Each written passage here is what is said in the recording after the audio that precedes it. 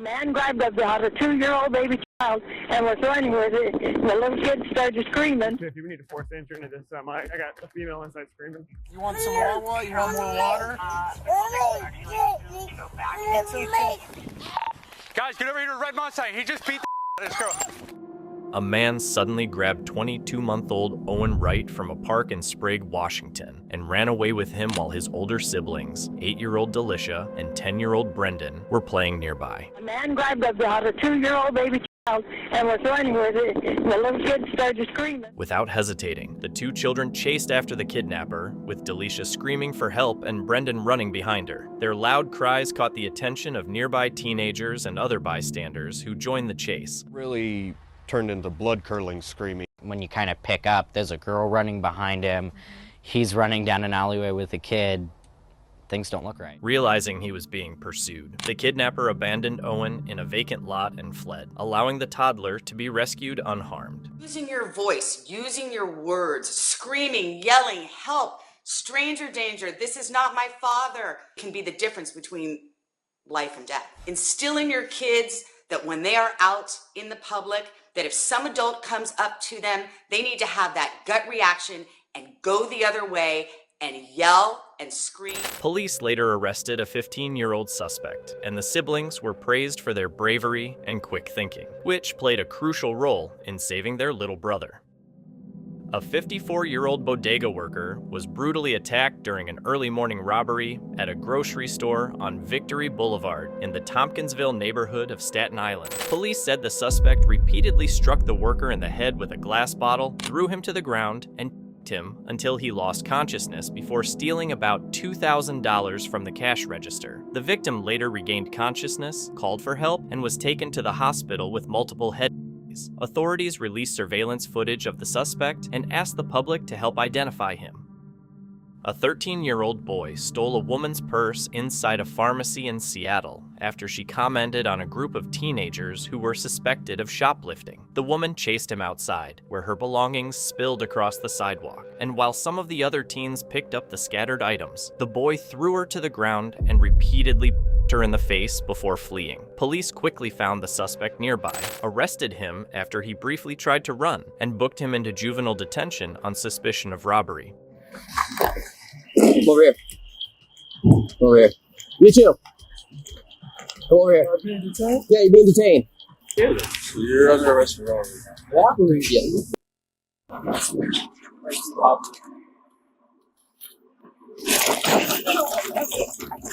At the same time, the two other teens with him were identified and released. The victim was treated at the scene for her injuries. A man riding an N train to work became involved in an argument after another passenger complained that he was sitting too close.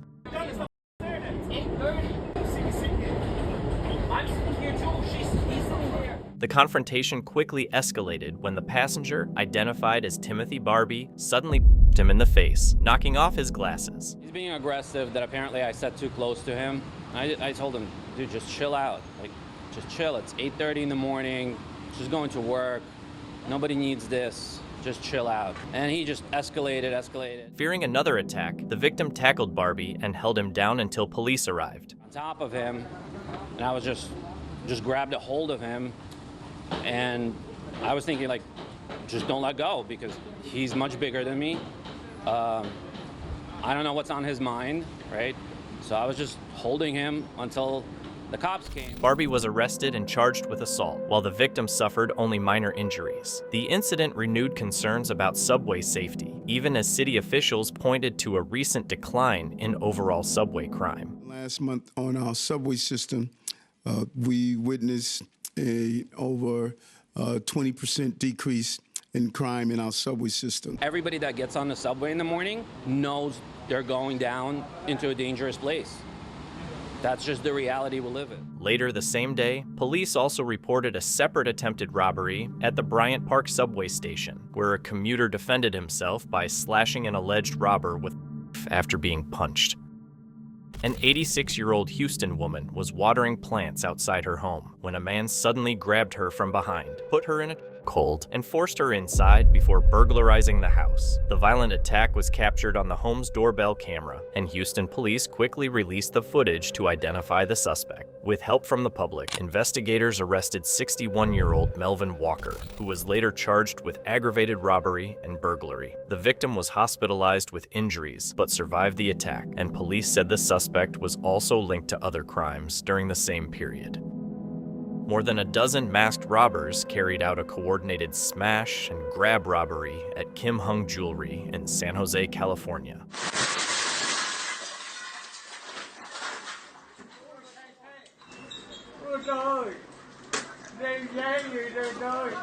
After an SUV backed through the storefront to create an entrance, the group, some carrying tools and at least one firearm, rushed inside, broke the display cases, and stole a large amount of jewelry in less than a minute. During the robbery, the store's 88-year-old owner was pushed to the ground while trying to stop the thieves, and another employee was threatened while the suspects displayed a firearm.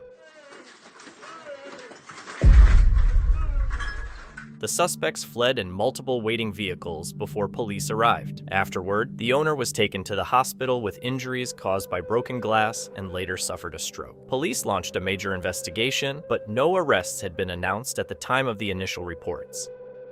A man and a woman were caught on camera in a violent fight aboard a 6 train in the Bronx on New Year's Day. Witnesses recorded the woman repeatedly the man before he dragged her off the train at the Elder Avenue station and kicked her in the stomach. The fight ended before police arrived, and both individuals fled the scene. The NYPD later released the video and asked the public for help identifying the pair involved in the assault.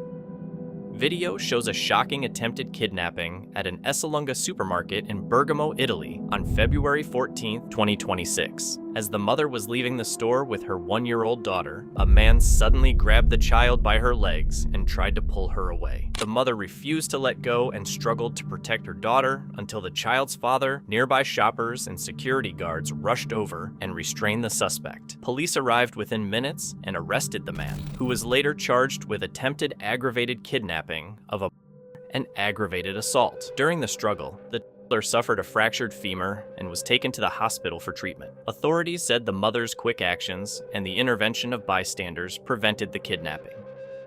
6 masked suspects carried out a brazen smash and grab robbery at Harmony Jewelers in Grimsby, Ontario on a Saturday afternoon, smashing through the store's front entrance before rushing inside and stealing jewelry within seconds. Surveillance video showed the group, armed with hammers, smashing display cases as employees and customers scrambled for safety. The suspects then fled in a waiting vehicle before police arrived. After the robbery, Niagara Regional Police launched an investigation, released surveillance footage, and appealed to the public for help identifying the 6 suspects, who remained at large. A woman was waiting for an elevator in a building on Fremont Street in Las Vegas when a man standing behind her suddenly attacked her as the doors opened. He grabbed her in a hold, dragged her back into the elevator, threw her to the floor, repeatedly her, and stole her purse before fleeing when the elevator doors opened again. Surveillance cameras captured the entire assault, as well as clear images of the suspect leaving the building, allowing police to identify him as 43-year-old James Moore. He was later arrested by the Los Angeles Police Department and extradited to Nevada, where he faced charges including robbery of an elderly person and battery by A confrontation broke out aboard a northbound A train in Brooklyn. Shots fired in transit, active center, shots fired in transit. After a 36-year-old man aggressively confronted another passenger and allegedly threatened him with a knife before pulling out a firearm. During the struggle, the 32-year-old passenger managed to take the firearm away, leaving the attacker with multiple injuries as frightened commuters tried to take cover. The train stopped at the Hoyt-Schermerhorn station, where police quickly responded and took the 32-year-old into custody. Close the door! Close the door! As I'm coming out, you hear pops, like 3 or 4 shots, pop, pop, pop. Then the doors open, everybody come flying. Investigators later determined the evidence supported a claim of self-defense, so no criminal charges were filed. He then took that firearm, started walking toward the 32-year-old who was on the train, yelling at him, walking toward him in a menacing way. The injured man was left in critical condition, and authorities said a woman accompanying the 32-year-old also stabbed the aggressor during the confrontation. A 36-year-old woman was violently attacked inside an elevator at the 125th Street Lexington Avenue subway station in East Harlem after a man confronted her and suddenly began her multiple times. The assault knocked her to the ground, and the attacker dragged her out of the elevator by her feet before stealing about $50 in cash and fleeing the scene. The victim suffered facial swelling but declined medical treatment. The NYPD released surveillance footage of the robbery and asked the public for help identifying and locating the suspect. A 60-year-old woman was attacked inside the Atlantic Avenue Barclays Center subway station in Brooklyn after she asked a man and woman to wear face masks before entering an elevator with her. According to police, the couple refused, then repeatedly her in the face and body before fleeing the station. The victim suffered to her face and pain in her legs and was treated at a nearby hospital. The NYPD released surveillance images of the suspects and asked the public for help identifying them. New surveillance video captured a brazen smash and grab burglary at two Academy sports stores in Missouri, about an hour apart. In both incidents, suspects drove stolen vehicles through the front entrances before rushing inside in an apparent attempt to steal firearms. They smashed display cases and caused extensive damage, but were unable to access the weapons because they were secured behind locked, reinforced cases. The suspects fled before officers arrived. Afterward, police confirmed that no firearms were stolen, no arrests had been made, and investigators continued reviewing surveillance footage and evidence from both crime scenes to identify those responsible. A young girl wandered away from an indoor play area at Fair Oaks Mall in Fairfax County, Virginia, when 26-year-old Andres Caceres Jaldine allegedly picked her up and carried her through the mall. After realizing their daughter was missing, the child's father called her mother, who was shopping nearby. She spotted Jaldine carrying the toddler on the mall's second floor, confronted him, and he handed the child back, claiming he was only trying to help reunite her with her parents. He then fled the mall in a stolen car, but police tracked the vehicle to a hotel in Chantilly, where he was arrested. Jaldine was charged with abduction of a and grand larceny, and investigators also noted he had a history of violent criminal charges, including assault, battery, and malicious wounding. A 44-year-old Chinese immigrant was rescued after allegedly being held captive for several days in a trailer home in northeast Harris County, Texas, in what investigators believe is part of a larger trafficking operation. Authorities say the woman had traveled from New York after being promised a better-paying massage job, but her passport was taken, she was locked in a room, deprived of food and water, and subjected to abuse. Nobody is here for her, so we've got to do everything we can to ensure that she can trust us to do our jobs and find the rest of the people that are involved in this. Surveillance video captured a man carrying the screaming woman back into the trailer after she tried to escape, prompting a neighbor to call 911. Deputies later found her bound inside a closet and arrested 22-year-old Jose Armando Carcamo Perdomo, who was charged with aggravated kidnapping and assault. Investigators believe additional suspects and victims may be connected to the case, while the victim is now safe and receiving medical and counseling support. A home security camera in Hillsboro, Oregon, captured a terrifying scene as a frightened woman ran to a stranger's front door late at night, repeatedly begging for help and ringing the doorbell. Please help me! Please help me! Moments later, a man approached, grabbed her despite her cries for help, carried her away against her will, and left in a white pickup truck. Police released the footage to identify the pair, and investigators later confirmed the woman knew the suspect and that the incident was not a random attack. The victim was later found safe, and police arrested the suspect on kidnapping charges, saying there was no ongoing threat to the public. According to the NYPD, the incident happened on September 2, 2020, in the Jamaica Hills neighborhood of Queens after two drivers got into a traffic dispute. Police said the suspect got out of a white Chevrolet Camaro, confronted the other driver, grabbed him by the neck in a cold, and robbed him of his wallet before fleeing. The victim suffered minor injuries but did not require hospitalization. Surveillance footage of the assault was released to help identify the suspect, and the NYPD asked anyone with information to contact Crime Stoppers.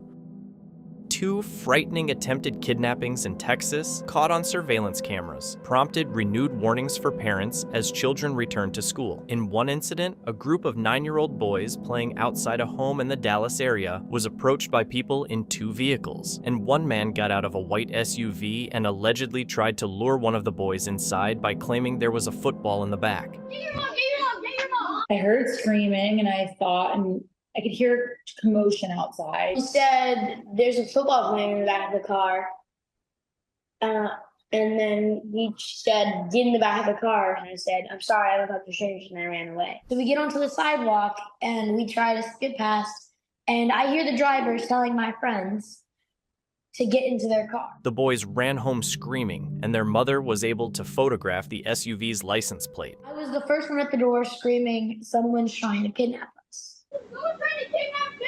Earlier that same day, a teenage girl escaped another suspected abduction attempt by hiding behind a neighbor's car. She said that somebody that she didn't know had been following her, kind of gawking at her, staring at her, making her feel uncomfortable. She was extremely shook up. Police investigated both incidents, but said they were not believed to be connected. Children should be very wary of strangers that are in a car approaching them. We know that the vast majority of attempted abductions and successful abductions use a vehicle. We know that the perpetrators are using the same lures, like asking for directions, looking for a lost puppy, or having candy. And so parents need to be talking to their children about identifying these risky situations and knowing how to avoid them. Authorities encouraged parents to remind children never to approach strangers in vehicles and to avoid sharing personal details such as school names on backpacks or social media. A woman in Birmingham, Alabama, escaped a terrifying kidnapping after an armed man allegedly forced her into her own car, made her withdraw money from several ATMs, and then locked her inside the trunk while continuing to drive around. When the suspect stopped at a gas station to withdraw more cash, the woman found the emergency trunk release, jumped out of the moving car, and ran into the gas station for help. Employees quickly hid her in a back room until the police arrived. Officers later recovered the abandoned vehicle, but the suspect initially escaped and was the subject of a police search.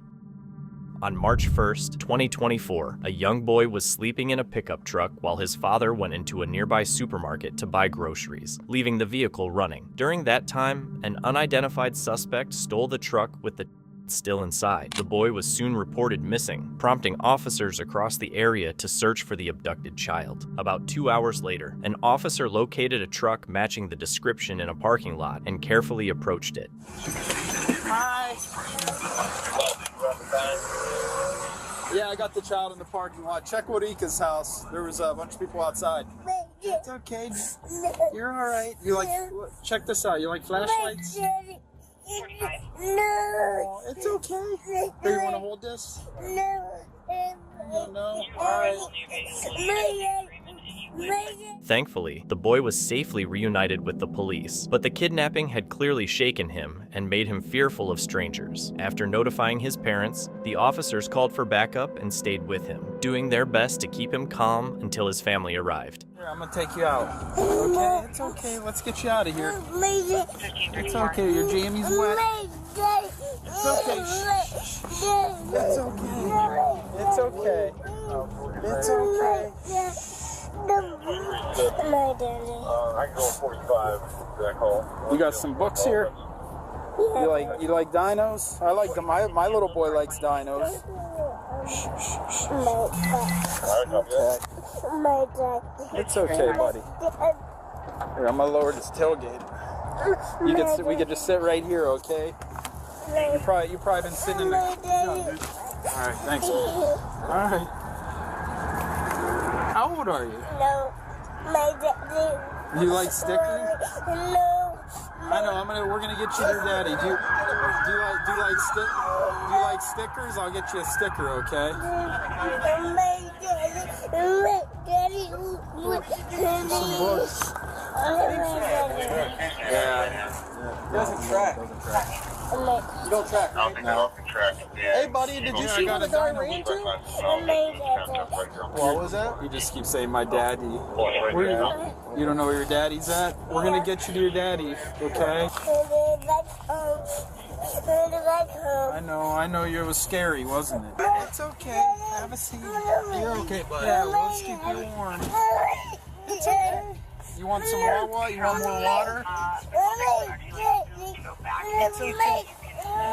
It's alright, buddy. You're fine. You're safe. We're gonna get you to your daddy, okay? It's okay.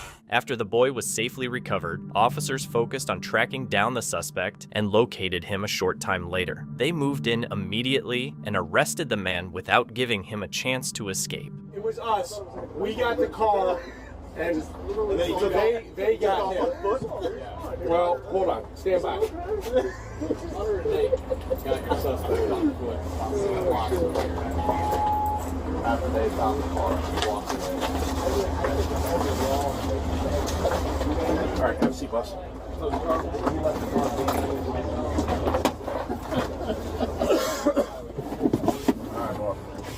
In the end, the suspect was charged with grand theft and kidnapping. In October 2022, delivery rider Jordan was stopped by a police officer while making a food delivery. At the time, he was involved in a lawsuit alleging that officers had previously assaulted him, and he claimed he had been repeatedly stopped and harassed by police since filing the case. I've been pulled over for I don't know what reason. He hasn't told me yet, but we'll figure it out. Hey, go ahead and step out for me, brother. What? Because I'm asking you. I didn't break any laws. I didn't break any laws. I understand that, and I'm reporting you too, but I'm asking you to step out. Step out. I haven't broke any laws. I'm not under arrest. I can ask anybody to step out on any traffic stop. No, you can't. No, you cannot. I didn't break any law. I'm asking you to step out. I'm going to call my attorney. The officer didn't explain the reason for the stop and immediately ordered Jordan to get out of the vehicle. Still unaware of why he had been pulled over, Jordan watched as the situation quickly became more confrontational. It's unlawful. What did you even stop me for? Your registration light's out. You have a registration light out. So, partner, go ahead and step out for me. Am I under arrest? You're not under What's arrest. going on today? Nothing's under. I'm trying to deliver my food here. I understand. Okay, so I've got a lawsuit against the state police right now. And this is gonna be documented. I'm just letting you know. It's documented right here too. Okay. Well, they didn't document when they beat me. He made a lawful traffic stop on you because you got a registration light out. And I'm just asking you to step out so I can talk to you. To conduct his investigation, I'm not getting out of the car. I didn't do nothing wrong. You have to exit the vehicle when he's giving you a lawful order. So if you come out of the vehicle, if you arrest me, then if I'm under arrest, then I have to get out. But if I'm not under arrest, I'm not getting out of the car. Listen, but if you refuse to get out and we have to pull you out, then you will get arrested. You can't pull me out of the car if I'm not arrested. We can't because I'm asking you to on a leave. I know Listen, you man. see all these I'm trying to videos on work TV with all you, the buddy. I'm trying to work. You're trying to work with me. I'm delivering I food. You understand that. pulled me over I for understand. no Listen. reason. Surrounded by 3 officers, Jordan eventually got out of the vehicle to hear what they had to say after they repeatedly ordered him to step outside. I do not want to arrest you tonight. You have no reason to arrest me. I have done nothing wrong. If you don't get out of the If you don't vehicle, get out of the car, it's obstruction of justice, obstruction charge that will be filed against you, or resisting arrest if you fight us. So we do not want to do that. Okay, I already know the ropes of all you guys, what you guys do. What's that in your pocket? Is that just a blowtorch? Don't reach for it. I mean, I don't know what it is, man. Okay, if I get in your pocket and get it out. What? No. What do you got your hands on me for? Because I'm patting you down. It's called a carry frisk. We're allowed to do that. You're only allowed to do that if you arrest let's come back somebody. here. You're not Nope. arresting me. Come back here. The reason I'm getting you out is, like I said, I'm smelling a strong presence of me. You guys say that every time you pull somebody over. You're not gonna. I'm not giving you permission to search my car. I don't need permission. Yeah, you do. No, I don't. Yes. Not if you smell it. You guys cannot search someone's car saying that you smell marijuana. I can't. And you're gonna stay right here with my buddy while I search your vehicle. This is a joke. Okay? Am I gonna find anything? Because I'm trying to work with you. I'm about to lose my patience. Okay? You are. Yeah. What's your badge number? So we don't have badge numbers. Stay here. What's with my your buddy. name? All right. Stay with my buddy. This is harassment. There's no harassment going on. Sir. Yes, this is definitely harassment. He made a lawful traffic stop. He didn't make a lawful traffic. I break no law. Registration light out, right? Registration light I out. broke no You can't laws see your here. license plate from a distance. So every That time gives you you- guys stop that gives somebody, you you're probable gonna cause say you to smell stop. marijuana. We walked up to the driver's side door, smelled marijuana. That gives us probable cause to search the vehicle. He may cut you a ticket. He may just let you go for nothing. We don't find out. Okay. There's no harassment going on here. I'm sorry you got a bad experience with police officers. I've had a lot of bad experiences with police. I can't stand them. I understand that. That's not us. You guys are harassing me for delivering food to the ghetto. Absolutely not. Yep, absolutely. You're the one that's labeling as a gun. The officer stated that detecting the odor of a suspected illegal substance gave him legal grounds to search the vehicle. However, because identifying an odor is subjective, some argue that this can be misused and may lead to violations of a person's Fourth Amendment rights, since it is extremely difficult to prove in court that an officer did not actually detect the smell. As the search continued, Jordan remained calm, knowing there was little he could do. Up there is the ghetto. You're the one that's like that light. What would you call it? It's City Park. It's really something. Why you guys always patrol it? We don't. We run up there when we get 911 calls. That's what? Our supervisor, we like to take it. This is unlawful. What's your badge number? What's your name? Sergeant Van Horn. Sergeant Van Horn. He pulled me over for no reason. He said he smelled marijuana. I told him I didn't. I gave him no permission to search my car. He searched it anyhow. This is unlawful. This is harassment, and I will be reporting you. I already have an issue with the state police. I'm going to trial in November, and this is going to go. I'm going to sue you now. This is crazy. This is unlawful because of things like this, man. Harassing somebody. It's not harassment. Did you plant that? Is that all you had? Is that what you planted? During the search, the officer found a small bag containing what appeared to be an illegal substance. Jordan immediately denied that it belonged to him, insisting the officer had planted the evidence. What you planted on me? Just a little bit of. Give him an attitude. He can take you to jail, or he can cut you with a Well, I sentence. mean, he's gonna do what he's gonna do, man. I'm not gonna beg him to do nothing. Believe me. No, it's not what. You can do whatever you want to do. It's our choice whether we want to charge or not. You guys want to plant weed on me and stuff? And That's probably not even a car, is it? it's my wife's actually. I have 4 kids actually. Yeah. I take care of 4 kids, and I don't like getting harassed. Are they yours? Yeah, they're mine. They're mine. I'm a good father actually. That's good. Yeah. You probably don't have any responsibility. I just like kids. Go ahead and have a seat back inside. I'm going to cut your citation and get you out of here. Jordan was later cited for possessing a small amount of a suspected illegal substance. He maintained that his rights had been violated, arguing the officers had exceeded their legal authority during the stop and search. On November 30th, 2023, police received a call from concerned McDonald's employees who reported hearing a woman screaming for help from inside a semi-truck parked across the street. When officers arrived, they had no idea they were about to carry out one of the most daring rescues of the case. Open the door now! Let's go!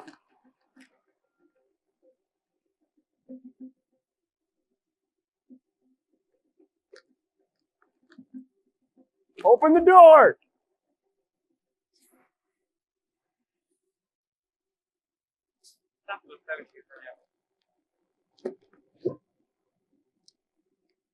$201, $250. We need to force entry into this semi. I got a female inside screaming.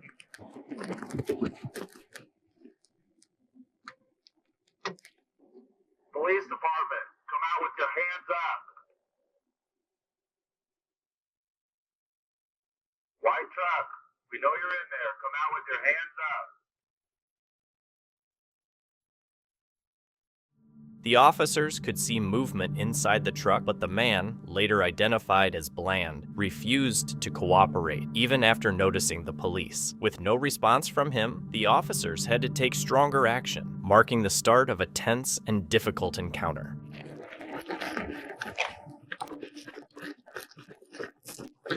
Ready when you are.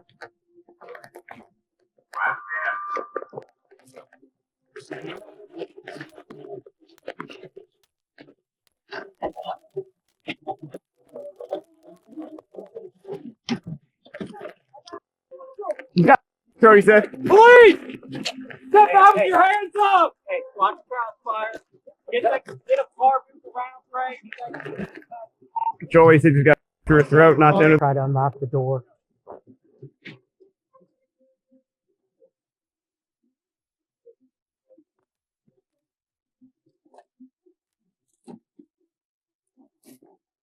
Come on, stop your hands up! Hey!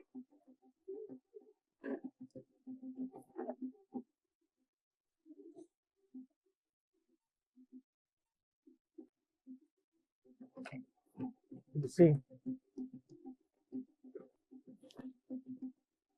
Can you see?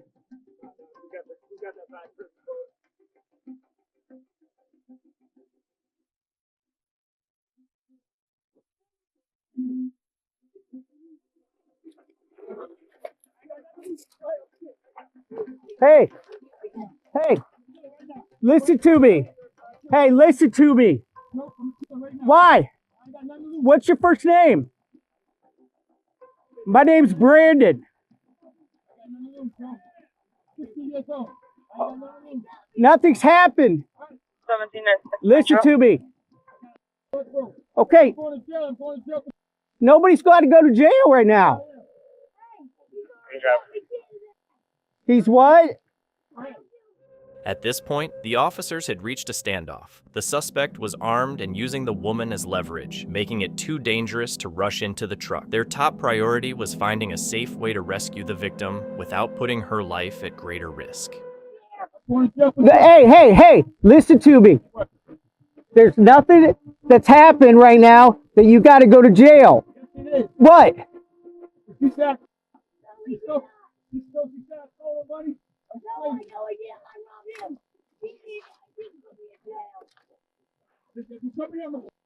All right. Listen to me. Hey, what's your first name? All right. Hey, my name's Brandon.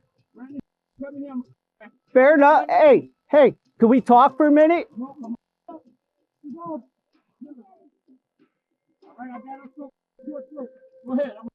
No, you don't got to do that. I'm not coming in right now. Hey, ma'am, what's your first name?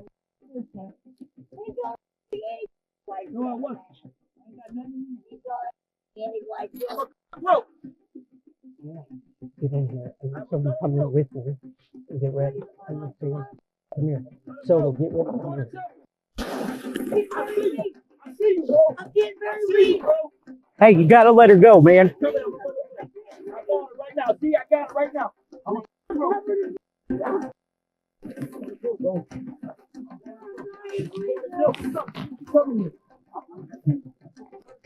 Let her go, dude.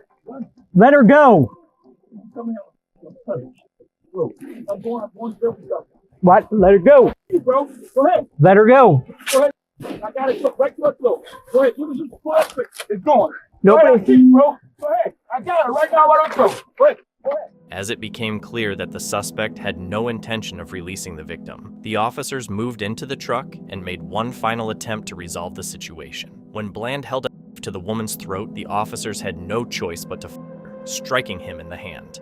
Come with me, ma'am. Come with me. Yeah. Come on, man. Come on. Come on. Hey, get on my back. Get on my back. I can walk. No, I got you. I got you. Come on. Go. Get out of the way. Get out of the way. Get out of the way. You ready to catch her? I got you. I can walk. We got her. I got you. Get out of the way. Get out of the way. I'm helping you. There you go. Wait and breathing. Down. In the end, the woman received medical treatment, while Bland later died from his injuries. At his arraignment, Joshua Zuazo appeared in court to face serious charges connected to the Bloomfield Hills murder case, in which the suspects allegedly posed as DTE workers. All rise. Court is now in session. The Honorable Laura D. Polisi presiding. Thank you. You can be seated.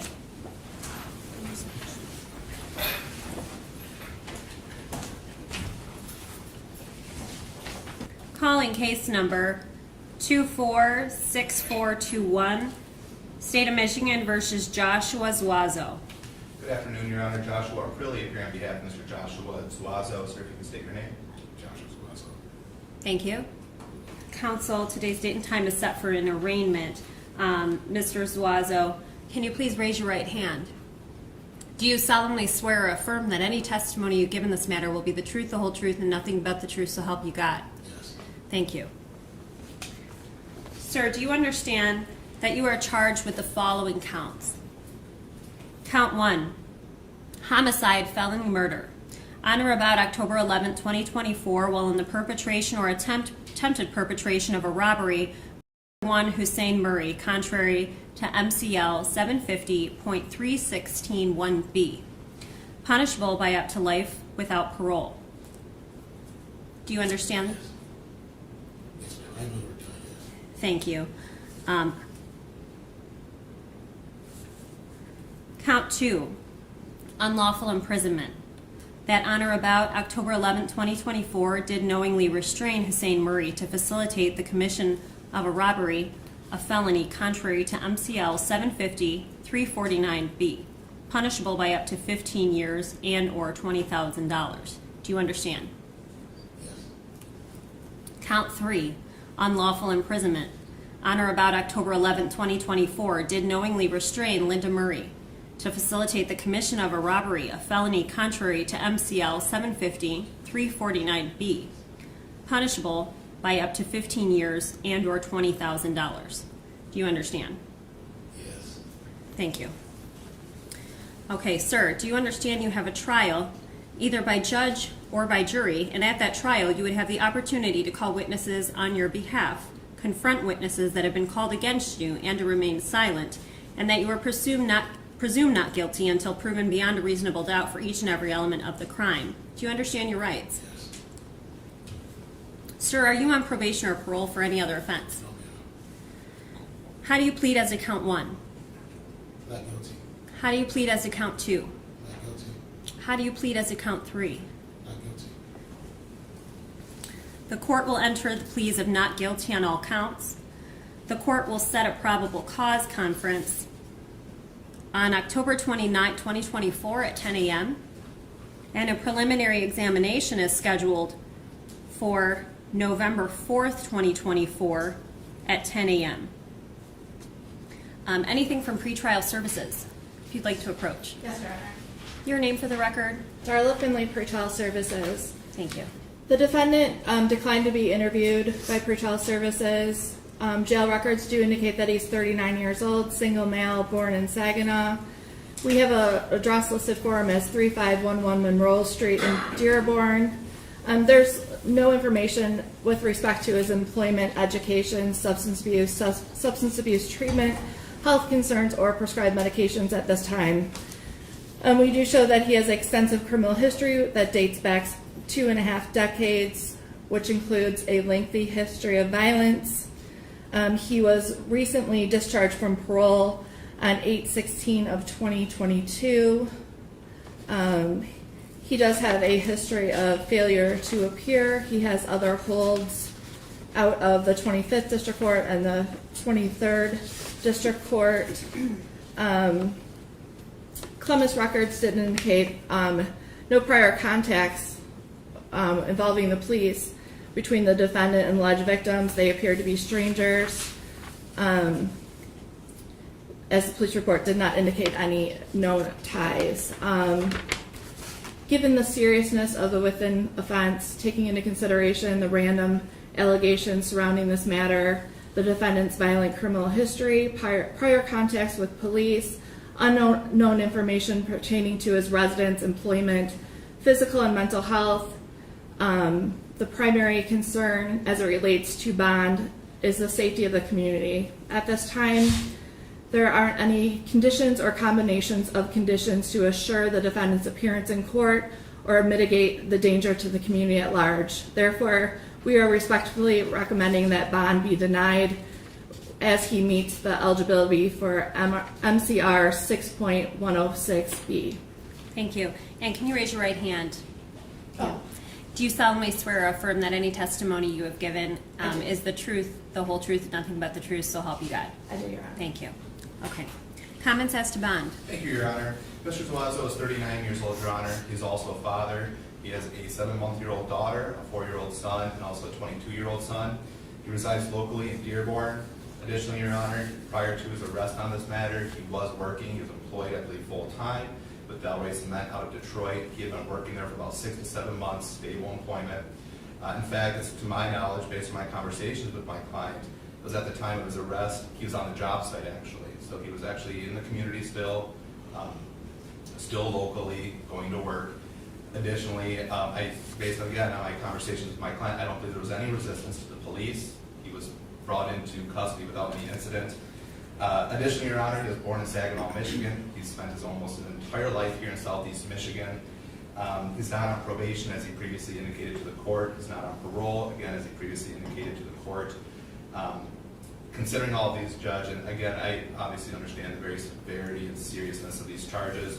However, given that he does have strong community ties, we're asking for a cash bond in this matter. Any applicable terms and conditions the court would feel necessary to ensure he return to court and, of course, to keep the community safe. Thank you. Okay, in terms of bond, the court is required to comply with MCL 6.106. The purpose of bond is to ensure that the defendants appear in court for all necessary court appearances and to take into consideration the public safety. In this matter, bond will be denied pursuant to 6.106B and F. It is obvious that these charges are very serious. This court has a concern about the public safety, and this court does have concern about a flight risk. Thank you. Thank you, Your Honor. Anything else? Nothing further, Judge. Thank you.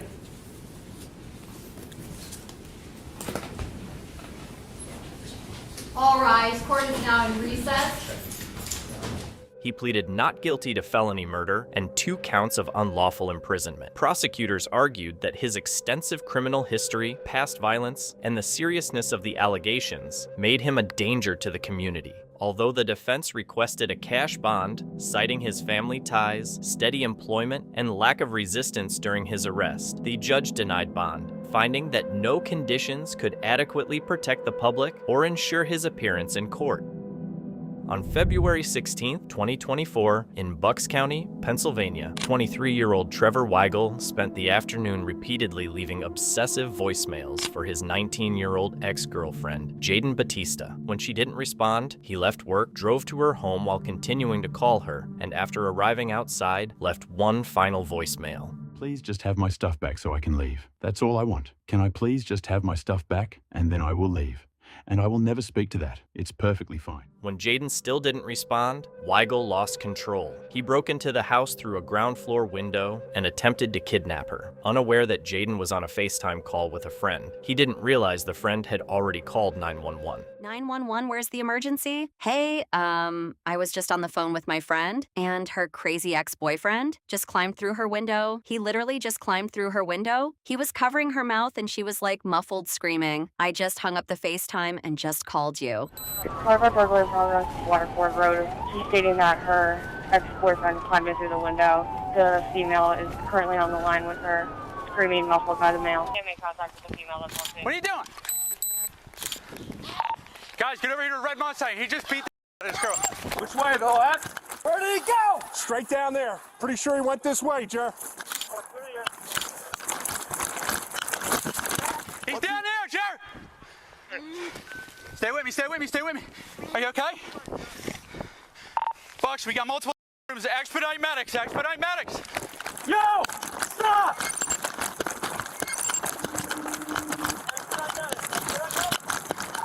With the suspect in custody, officers focused on securing the crime scene while paramedics treated Jaden off camera. Investigators then began reconstructing what had happened. In any case, detectives must quickly determine whether any claim of self-defense is supported by the evidence. With the weapon still missing, locating it became a top priority. Is it going to be too much work for him to do an article search? Are we looking for a pick here for a weapon? I mean, he definitely is. Okay. She are hanging. We'll discuss that later, dude. I found out she cheated on me, I lost. Huh? I found out she cheated on me, I lost it. Do you have the knife? No, we're still looking for that.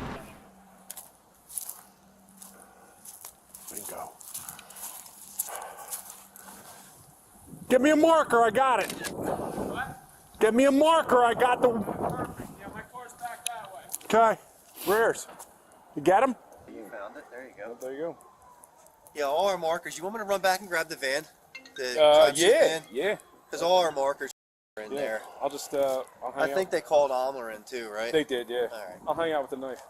This door right here? This door right here. She claims that the grandmother's in there. So we may need to check on her. This door right here? That's what she said. We gotta clear this house right here. This woman just walked up to Steve, said there's a grandmother that lives in this house. She was here on scene. After clearing the home and confirming no one else was inside, officers determined that Jaden's grandmother had not been home during the attack. With the scene secured, neighbors were still trying to make sense of what had happened. One witness who saw the incident later gave a statement to the police. You had seen something the day of the incident. I saw him and her walking from behind her complex. He opened the door and she wouldn't go in. She wouldn't go in. He pushed her, okay, and she ran, and he caught her and started hitting her, and then she fell in the street. He got on top of her and started hitting her, which I realized later he was hitting her. A cop car came. He looked at them. He was on top of her, and then he got out of his car. He started running away. As the officer came with his car, he looked and saw them. He opened his door, and as soon as he started walking towards them, he ran away. And then he saw how bad the woman was, so he started helping her. Okay. And he radioed in to whoever he radioed in to. Yep.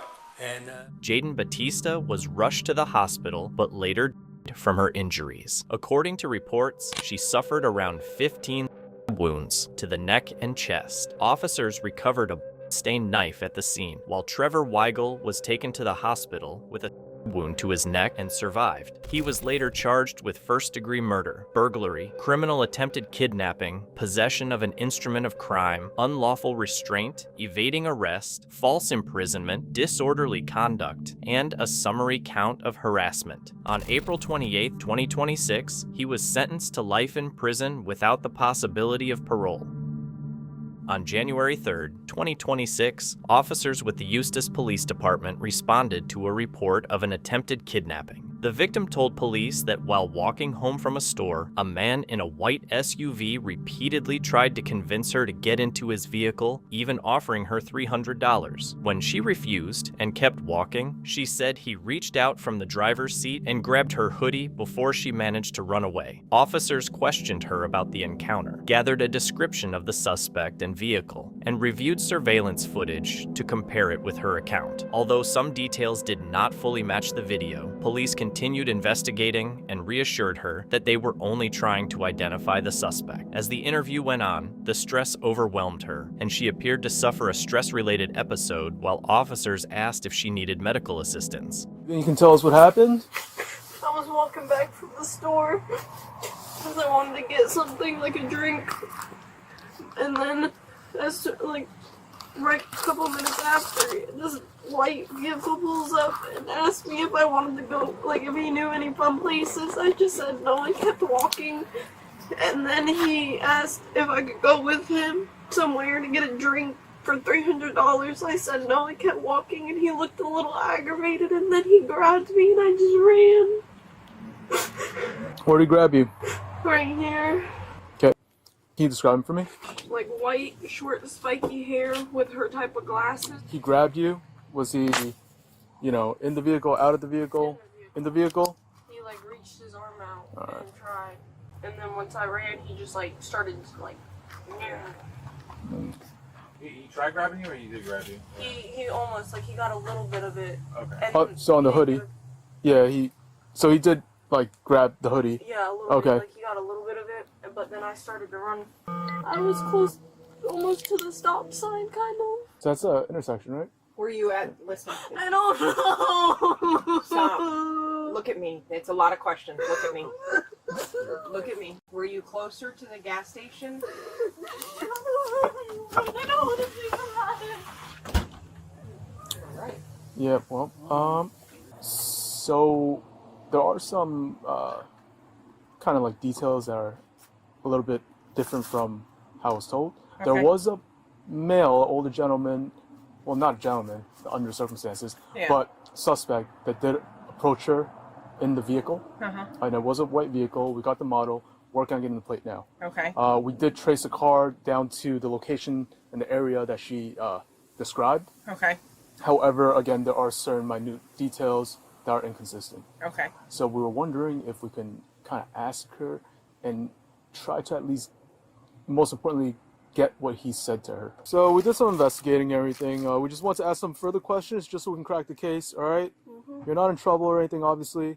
We just need more details so we can get whoever this guy is, okay? What were you going to the store for? To get some chips and drinks, but I didn't have enough money for both of them, so I didn't get any. Chips and drinks? All right. Are you sure? All right. Did you interact with anybody when you got to the store? I interacted with an old friend. He wanted me to buy a vape, but I said I had to go. Okay. Yep. You said you were walking down the street and this vehicle approached you, right? The white vehicle. You said he asked you about a place to go to, right? That's all true? Is there any more detail into it or anything like that?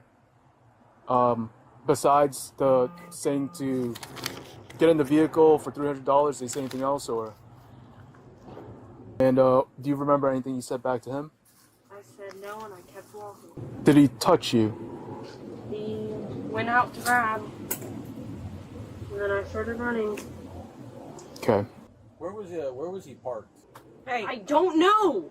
Y'all ask me so many questions. I don't know. It all happened so fast. I just want to leave. You need to calm your because they're trying to do their job. I don't know how much more to say. It all happened so fast. I don't know. Then quit yelling at them. All right. If you need a moment to just. I just wanted to go with my boyfriend, and everything's gone wrong. I can't even see him now. I mean, he can come back. I mean, He can't. He doesn't have enough gas. Did you approach the vehicle or? No, I tried to keep walking. So a vehicle came to you? Yes. All right. To follow behind you or? I don't know. I kept walking, and he was right there. She completely shut down when I asked her if she's sure that there was any touching, so. Right now. And watch he pulls up. Oh, there they go. Okay, hold on. And then she walks back to the front of the building. I mean, you can't see a tag number or anything. Our camera's not that good. Oh, she walked in front of the office first. No, she hesitates a Did little she bit. go to the office? No, she ends up going out to the road. Yeah. Let me look at this one that she just saw. Yeah, I went the other way. Okay, so they drove past the front office first, Mm-hmm. then cycled through the parking lot. She walked through 10 minutes earlier. She walked through it. Right. She was going to the store, yeah. Okay. Didn't look like he reached out the car to touch her. No. She was standing there. And she was, from the camera, you could see she was not right up against the car. They correlate what we saw. Yeah. She's not even up against the car. Yeah, we just send us those two videos, don't we? Okay. Yeah. I mean, there's no arm or anything, right? No. Oh, yeah. Yeah, nothing. It basically correlates with the other videos. Yeah. Oh, she looks pretty close to the car. Are they wanting to know if she was in the car? No, whether or not he touched her. Oh, yeah, you can't tell whether he touched her. But yeah, I mean, she got pretty close to the car. After reviewing more surveillance footage from a nearby law firm, detectives believed they had enough evidence to confront Gregory and went to speak with him. Yes. Hello, looking for Greg Is Lockwood? Gregory here? Yeah. Can we talk to him? Eustis Police Department? The what car? Yeah, Gregory Lockwood we're looking for. Does he live here? We ain't looking for a car, we're looking for Gregory Lockwood. Okay, 1 second, please. Okay. Heard like a lock, right? Heard a lock. I don't like that. Get away from the windows. Yeah. Get behind cover. Hey, how you doing? Looking for Gregory? Gregory? Yeah, Lockwood. Gregory Lockwood? Is this the right? Whose car is this? All right there. Yeah, Gregory. I don't know if he's here though. Is he here? Yes or no? Does he live here? We need to talk to him. Yeah, he lives here, but Okay, I don't know if he's here. Can you call him? Can we go inside and check? We need to talk to him. Yeah, what happened? We'll talk to him about it. Yeah, I gotta talk to Gregory. So if I know he's in it, tell him to come out. You Greg? Yeah, I don't. Come here, Greg. How you doing? Come on, Greg. You're under arrest for a attempted kidnapping that happened Saturday. Thank you. Attempted kidnapping? Mm-hmm. I think I don't. You got the wrong guy. I don't kidnap anybody. So I've been in this job for 36 years now. You know how many times I've heard that? I understand. A couple times. So. I understand. Holy crap! I just told him he's arrested for attempted kidnapping that happened Saturday in Eustis. Attempted kidnapping? Yep. Thank you. Go walk up over here. I'll explain to you what's going on. No, this is embarrassing. All right, so explain. Can you explain that to me? This is. Yeah, I just want honesty, man. That's all I want. No, I'm no, here. that's I just cool. want honesty. I mean, just be honest, and then we'll go from there. So, yeah, I tell me swear what to God, I happened. didn't do anything wrong. So what happened? I saw a girl and she smiled and I was like, hey, you know, and she started walking. So I drove up and said, hey, you know, is there any places around here you can hang out and get some drinks?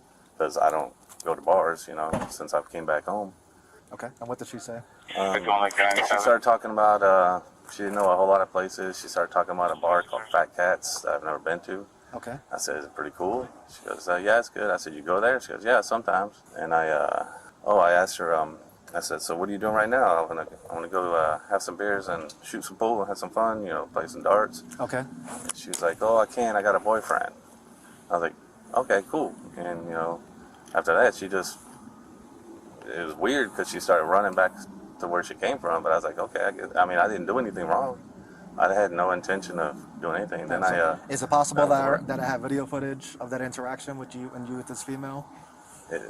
What? Is it possible that I have video footage of the interaction with you and this female? I don't know. Okay. I don't know. So everything you're telling me is true? Yeah, I'm being honest. I just was driving to work and I saw her and I said, hey, she's... And then after you said that you saw her running away, what did you do after that when you saw that she was leaving away from you? I just went to work. You went to work? You went straight to work? Yeah. Yeah, if she would have said, yeah, let's go get some drinks at Fat Cats, whatever, I would have said, okay, and I would have called in because I've been working a lot. Okay. I just wanted to... So basically you were just bored and you thought she looked cute and you just try to say hi to her? And... Yeah, but I didn't try to scare her. I'm being totally as honest with you guys. I didn't threaten her. I didn't offer anything to her. And then once I'm done with the paperwork, we're taking you to Lake County Jail. All right? And they'll set your bond and all that. Are you serious? Yes, I'm being serious. I have no reason to lie to you. Okay, I'm speechless. This is why we're not here for no reason, sir. No, I got you. I'm speechless. So. Yeah. It's a job we do, man. Like I said, I've been doing it for a long time, so... Yeah, I get you. Any deputies? I know a lot. I've been here 10 years, man. You ever heard of C.J. Thompson? Rings a bell a little bit. He's older now. Yeah. Buddy of yours, or? Yeah, I wouldn't say a buddy. He was my dad's buddy. Gregory was charged with attempted kidnapping and battery on a judge later set Lockwood's bail at $500,000. During the sentencing hearing, Madeline Kingsbury's sister, Megan Hancock, described the devastating impact of her sister's murder on their family. She spoke about the 69-day search, watching her parents fall apart, helping Madeline's young children cope with the loss of their mother and the lasting trauma that followed.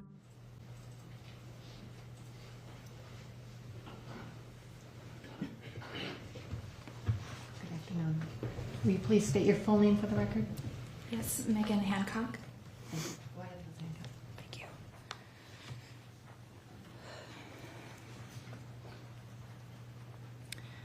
Trying to describe how my sister, Madeline Jane Kingsbury's, has impacted me is impossible, and it will always be impossible.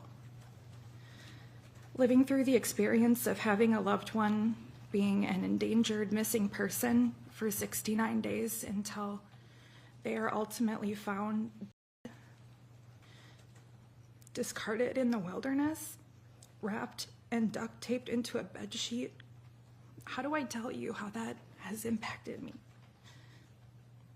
For many days and nights while Madeline was missing, myself and my family, we couldn't eat, we couldn't sleep, could hardly look at each other or speak to one another. We were robotic. Before Madeline was found, those 69 days were absolute torture. The world continues around you. People go to work, they run their errands, they go on vacation, they spend time with their kids, but you're there frozen in time. Life doesn't continue for you until you've completed the mission that you're on, and that was to find Madeline. For months, we lived out of hotels and suitcases. I was out of work. We were away from our homes, our friends, any sense of normalcy. My days consisted of news and law enforcement interviews, trying to map out areas in the wilderness to search, endless cups of coffee in place of food, many tears, very late nights, maybe 3 hours of sleep, and then getting up to do it all over again. Our days were spent in fields and marshes, by rivers and creeks, in the bluffs and in forests, looking for any sign of Madeline. I watched my parents crumble and disintegrate and turn into shadows of themselves. Their eyes having that 1,000-yard stare and just empty. Not knowing what to say or do and just being at a complete loss. How do I tell you what it's like to have Madeline's children have to tell them that we don't know where their mommy is and that she's lost? How do you explain that to two kids that are so young? How do you explain to them that they can't ever go back to the home that they knew and they will never live with their parents again?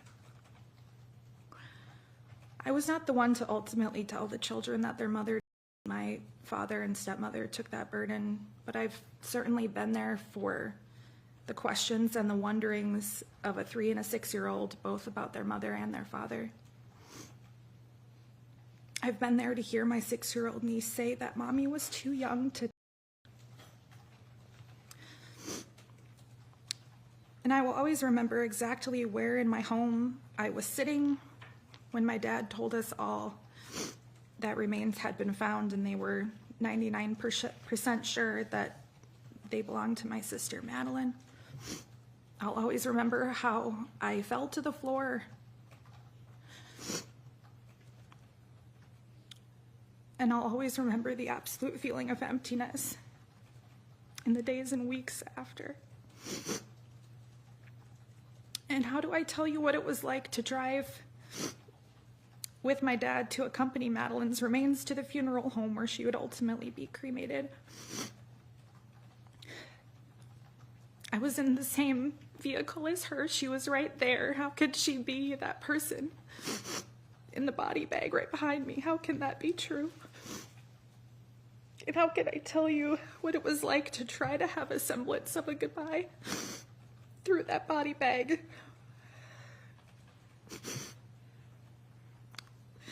Watching my father collapse under her and say how sorry he was over and over again, and singing "You Are My Sunshine" to her one last time. I'll never forget the sounds he made of grief and sorrow. How can I tell you what it was like to feel how much of her was already gone, to hold her hand through the body bag, to know that she was right there? To know that if I did see her, that wouldn't be her anymore. How can I tell you what it was like to accompany her right to the end, helping to guide her into the incinerator because we refused to let her be alone anymore? I can't tell you what it was like. It's indescribable. In the aftermath, trying to piece my life back together, many aspects of my daily life and my being have been affected. I couldn't get a proper night's sleep. I still can't. I could hardly leave the house. I rarely spoke to anyone. I wasn't caring for myself on a base level. Intrusive thoughts, flashbacks. I started trauma therapy and was diagnosed with PTSD. This has affected my job and my ability to work as before, affected my physical, my mental health, my relationships with my husband, my family, and my friends. I was recently married, an event my sister Madeline should have been present for. She should have been there for the dress shopping, the planning. She should have been there standing right beside me as my maid of honor. And though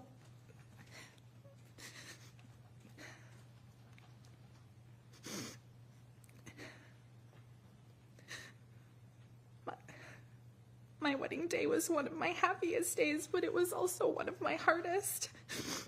I didn't want to get married without her, but that choice was made for me by somebody else. That's one of the worst parts, is that we have no choice.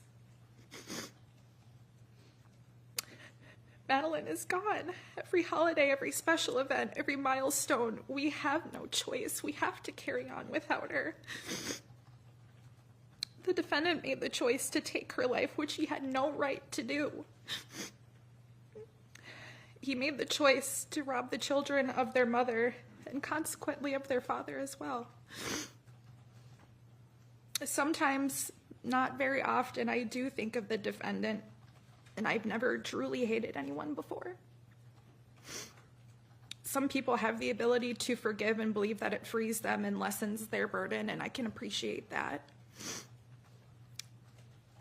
I will never forgive what he has done. And of course, I will never forget. And some would say that my hatred will eat me alive. I would disagree. The amount of space that the defendant holds in my mind is so small, it's minuscule even. The amount of space in my mind and my heart that I hold for Madeline is exponentially larger. The amount of pure love I held and still hold for my sister, Madeline, far outweighs the hatred that I feel. And the defendant will most likely proclaim his innocence for the rest of his life. Myself and my family and friends of Madeline do not need him to admit it because we all know the truth. Perhaps the defendant is happy with what has become of my family and what has become of Madeline, and to that I would say this. We are not broken. Madeline will forever be remembered and loved. Her children will know who their mother is and was. They will also know when they're old enough what happened to her, and that their father is the monster who took her from them. We will be there with them to carry them through the hard times and guide them through life as Madeline would have. And though the defendant's actions have shrouded us in darkness for a time, Madeline's light will never be extinguished. Her name and her loving, kind spirit will never be forgotten. Thank you.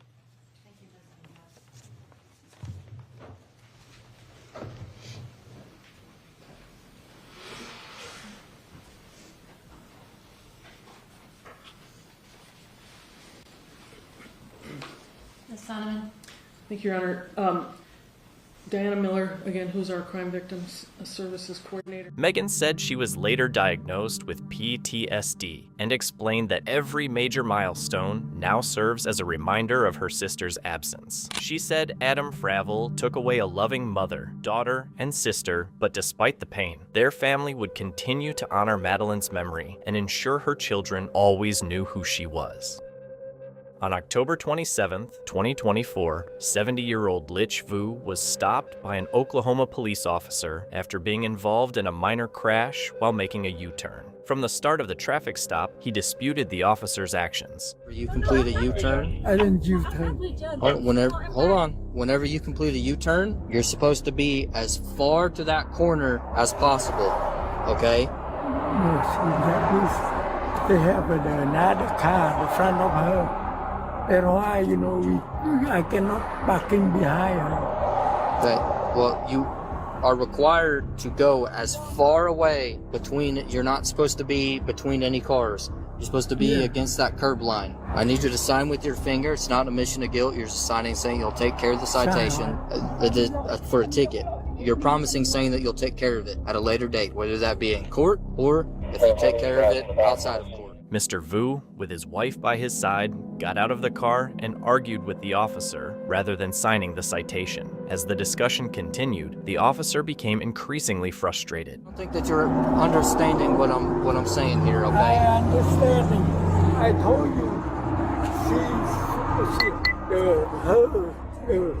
The car, the front of her can hurt to the and she didn't turn. Whenever you make a U-turn, I didn't make a U-turn. Sorry. Let me clarify, okay? Whenever you enter a little intersection thing like that, you are not allowed to go side by side next to a car. Okay? You have to go behind vehicles. Hey, you are the police. Yes. So you know. Okay. How many cars? We are done, sir. No, we're done arguing about this, okay? I don't think so. We are not. We are not arguing about this, okay? I want to show you. We argue in court. We argue in court. As the situation dragged on, the officer grew increasingly impatient. Instead of keeping the encounter under control, his handling of it only made things worse. We don't argue on the side of the road. We argue in court. Yes, that's how it works. Because if not, if you don't sign this, you go to jail, okay? I don't want to take you to jail. I'm ready to go to jail. You ready to go to jail? Yeah. Ridiculous. Okay, that involves impounding your car too. Yeah. Okay. My husband We stay here waiting for those two here. We're not U-turn. Okay, We're waiting to it doesn't go matter here. about a U-turn or what. That lane, And I heard she hit us. I understand that. The Oklahoma officer then made a decision that would later come back to haunt him. Where that car's at, whenever you enter that area, that's what you're supposed to do. You're not supposed to leave any space at all. You're not supposed to leave any space at all. You see that two car? Yeah, that's what you're supposed to do. I am the The way car. where I'm the your third vehicle car. was located, your Third vehicle car. was not like that. Sit up. No. You sit up.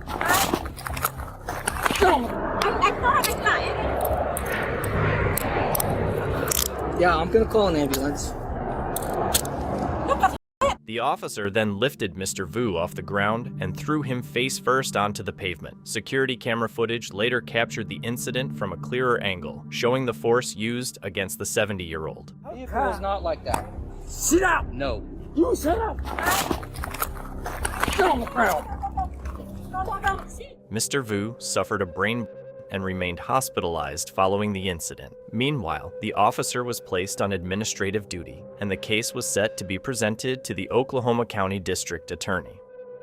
On January 3, 2023, an Ohio State Highway Patrol trooper spotted two cars racing at more than 100 miles per hour in a 65 miles per hour zone. She pulled over one of the drivers, while the other also stopped nearby to check on her friend. Need your license, registration, proof of insurance.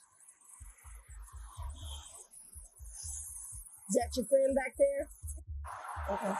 What's your phone number? Roll your other window up for me.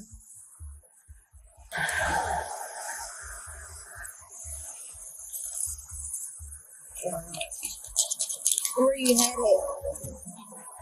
To your boyfriend? Okay. Alright. You want any medication?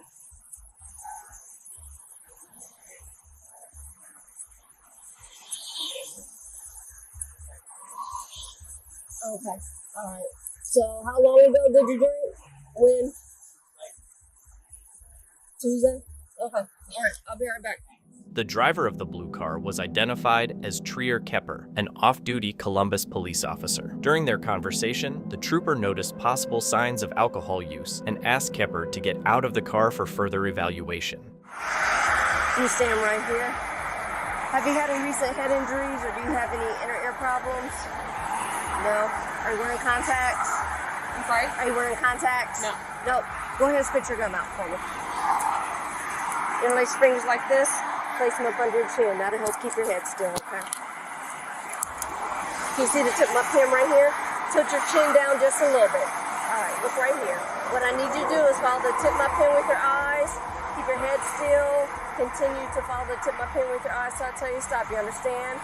You can blink if you need to.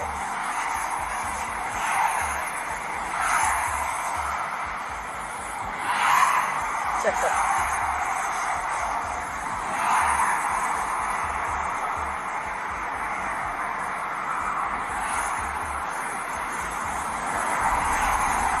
After a brief eye examination, Kepper was temporarily detained while the trooper shifted her focus to the other driver, Paige Simon, who showed stronger signs of impairment. I'm gonna have you step out for me, okay? You got your car in park? You got your car in park? Okay. Roll your other window up. Roll your other window up so your dog doesn't jump out.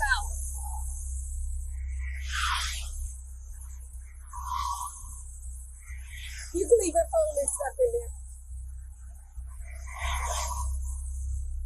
there. Paige was then asked to perform field sobriety tests. During the tests, she had difficulty keeping her balance and following the instructions. Follow it straight up, okay?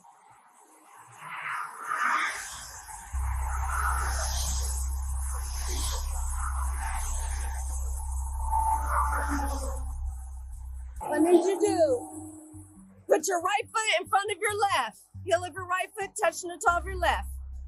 Arms down to your sides. Maintain that position till I complete the instructions. Don't start to walk until told to do so. You understand the instructions so far? When I tell you to begin, you're going to take 9 heel-to-toe steps down the imaginary line. Turn and take 9 heel-to-toe steps back. back down the line. I'll demonstrate what it'll look like, okay? Stay right there. Once you start walking, don't stop till you complete the test. You understand the instructions, ma'am? Yeah. Go ahead and begin. Count your first step as 1.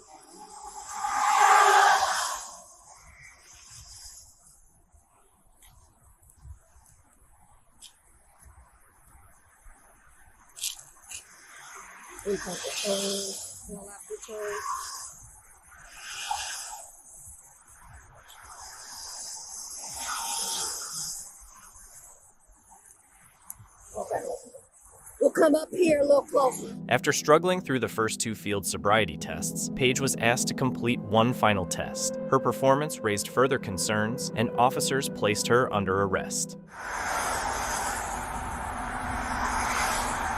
Say the alphabet from the letter D as in David to the letter X as in X-ray without singing it. D to X. You'll have to speak up so I can hear you. Go ahead and begin when you're ready. D, E, F, G, H, I, J, K, L, M, N, O, S, U, V, W. Okay. All right. Go ahead and turn around for me. Hands behind your back, palms together. I'm gonna raise your sleeves up. Palms together for me. Palms. Yep. Don't interlace them. Yep, just like that.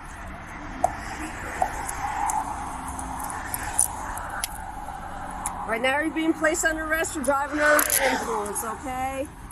Do you have somebody we can get in touch with to come get you? Yeah, she is.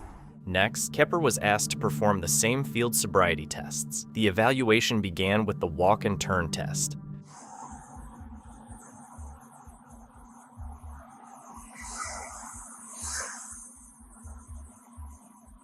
All right, continue. We're going to do that again, okay? Do you have any questions for me? All right, you can begin.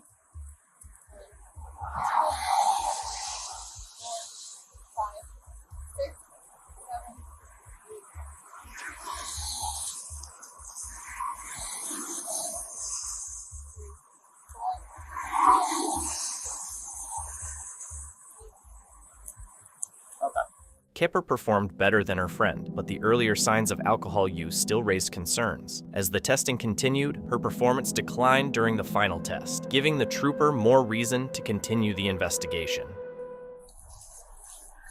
I'm just going to step up front with me. Sorry about that. All right.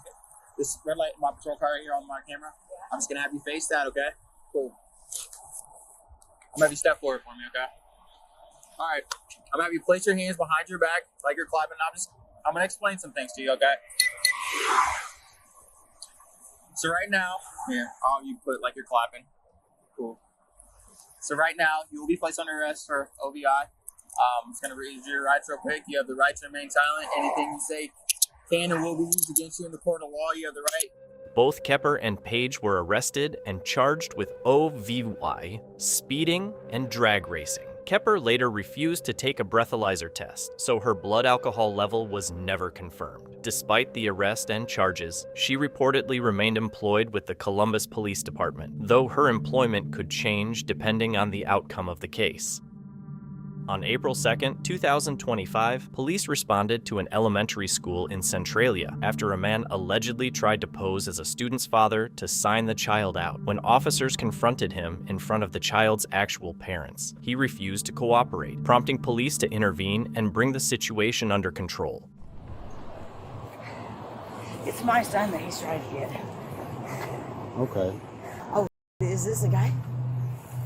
Oh, I guess he said there's claiming for a kid. But, It's my kid. Okay, you have no connection with this guy? No. Okay. I don't know who this guy is. Well, how does he know your kid? I have no idea. Okay, well he definitely didn't get it.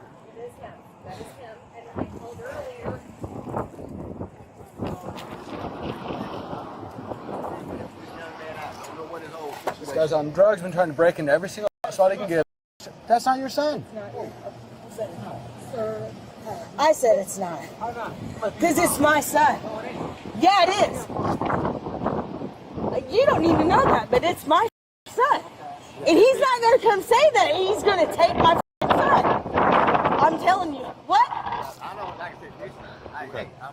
Step back. I don't know him. No, no.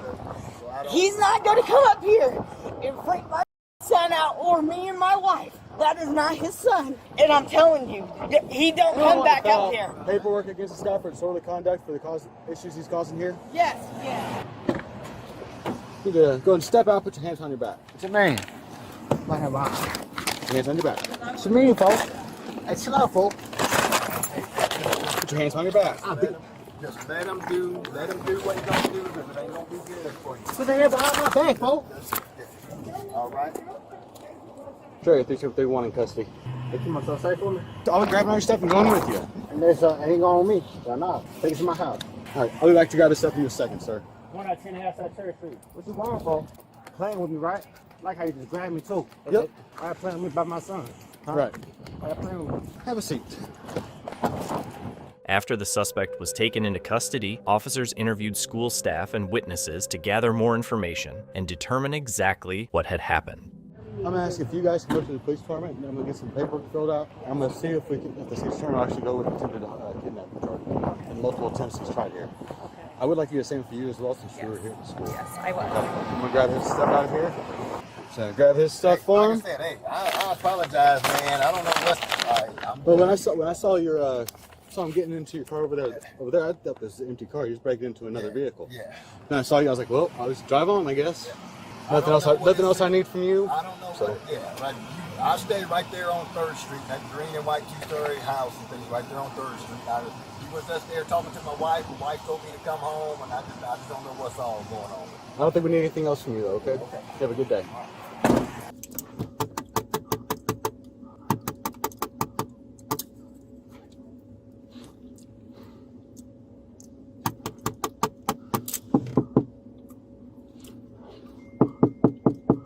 Yo!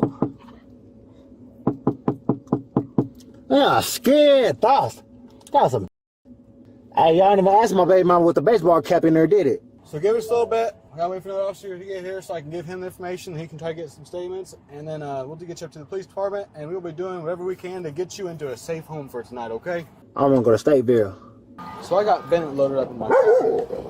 Would you want to transfer custody over him to you and get you loaded up to the police department, or do you want to hang here and try to get a couple statements? You already unloaded. I can try and get statements. Okay. The only statement that we need to get here is from the actual staff, because there's been 2 incidents here today. The first time he tried to lure this kid off the playground, and this time he was banging him. I need a full description of both, so you might have to take multiple statements in for.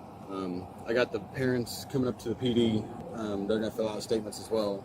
And I'm going to call Hudspeth and see if with all of that we have enough for attempted kidnapping or something. This has been nice. 1042.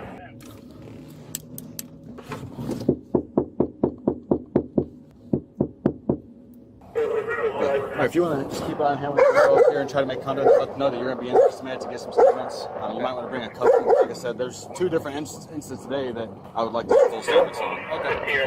Principal's going to be the one found the paperwork in there. She said you're welcome to hang out here until she's done getting the kids out of the school, or if you want to go on in there and wait, it'll be about a few minutes and she's trying to get the kids moving. They're dismissing right now. So I told her, I said, that's fine. I just wanted to make sure she knew that to look for you, not me, and that. It's up to you if you want to hang out here, if you want to go sit down in there on one of the chairs and wait. Hey, so you was too aggressive, you know that, right? I didn't even do nothing. And I'm not sitting in that hole neither. Yeah, y'all gonna have to me, not getting in that motherfucker. But yeah, though, you take me home though? I don't trust nobody, not even 5-0. Y'all some I thought y'all were cool police too. I just want to go home. My son, he had the same haircut as me. They asked my baby mama with the baseball cap and she had left. That one girl that was at the mailroom, that was Maddie Wornsman. She been stalking me forever. I'm glad I finally broke up with her too.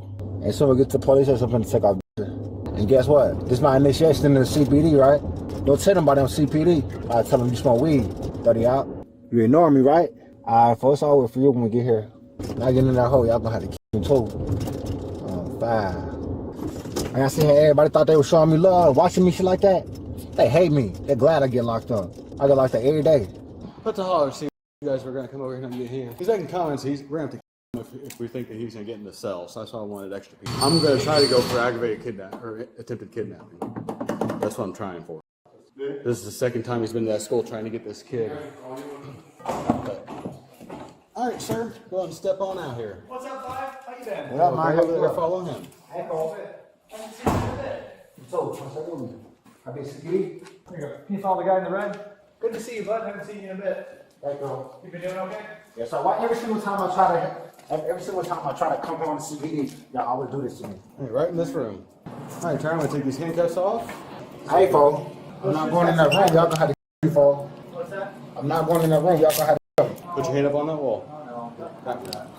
You got some mileage, huh? I like them black batteries. Put your hand on the wall. Both hands on the wall. What's that tag on your right floor on? I'll go back. All right, you're gonna take off your shoes. Have a seat. Yeah, nah. Just have a seat, Mike. Yeah, nah. It's alright. Have a seat. It's alright, dude. You startled me with that shout. I got heart condition. Hey, police department. Oh, come on, Five. Thank you, guys. He was like, come and see. I'll tell you. You have you think we're getting that cell. I'm like, oh, I've got a couple more people there. Make sure that. So that shout actually startled me. Yeah. That's how many calls and what? Just a brief synopsis of what you guys have been on with him today. When you went to St. Mary's, I tried to call Tim and he didn't answer. He's texting me now. You want to get him on the horn? I'm going to give him a call here in just a second, or if you want to give him a call. But this is apparently the second time he's done this. The first time he was at the playground. He was trying to get the kid to come off the playground to him. The suspect was later charged with attempted kidnapping and resisting arrest. After pleading no contest to 2 misdemeanor charges connected to an inappropriate relationship with a staff member, former University of Michigan football coach Sharon Moore appeared in court for sentencing. Before imposing an 18-month probation sentence, the judge explained that he had reviewed numerous letters and other materials submitted to the court. He said the biggest factor influencing his decision was Moore's wife, Kelly, describing it as ironic that the very person Moore had betrayed was also the one saving him from a much harsher punishment. And as I was going through this sentencing, there were a number of letters, a number of things presented to the court, and attempting to try to decide upon the appropriate sentence. There is a certain irony in a lot of this, and it's a big one, in my opinion.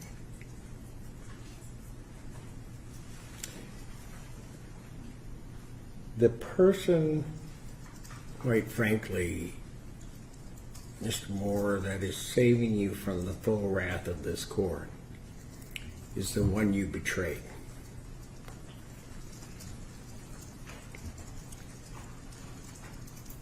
I don't know where your wife, Kelly, finds her strength.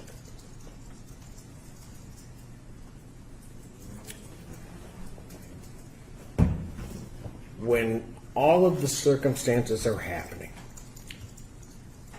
and they're happening to her, and she's absorbing them in real time, she not once loses her focus. She not once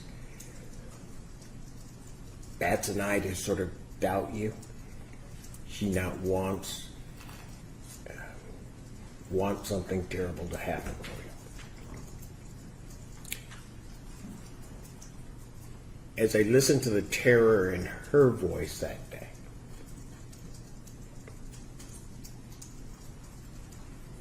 I don't think there would be anybody in the world that, given all of the circumstances, would have blamed her if she just said, I don't care.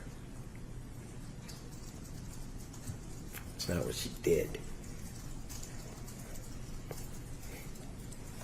She didn't know where you were, but she was going to tell the police, try to do this to find him.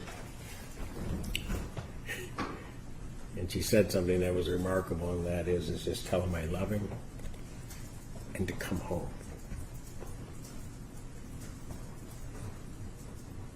Incredible. And when you see, and you know, so I'm listening on one of the calls, listening to her, I can hear your babies in the background. She's, what she had to deal with was just an incredible burden. She didn't bat an eye.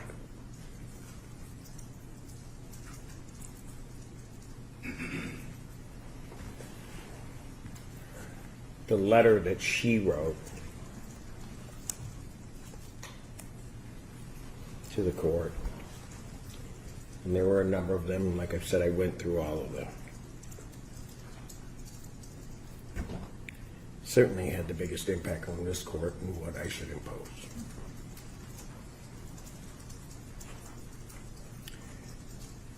I figure, in certain ways,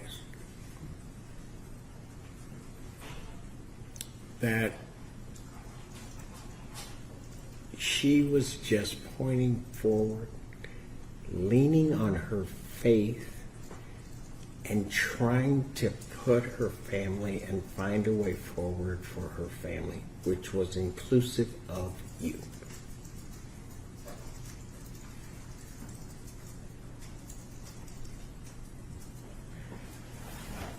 I think in life sometimes people take a lot for granted. You, sir, take her for granted.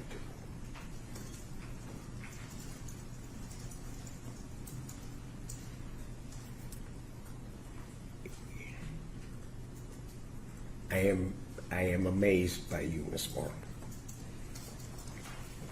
I truly am. I don't know where it comes from.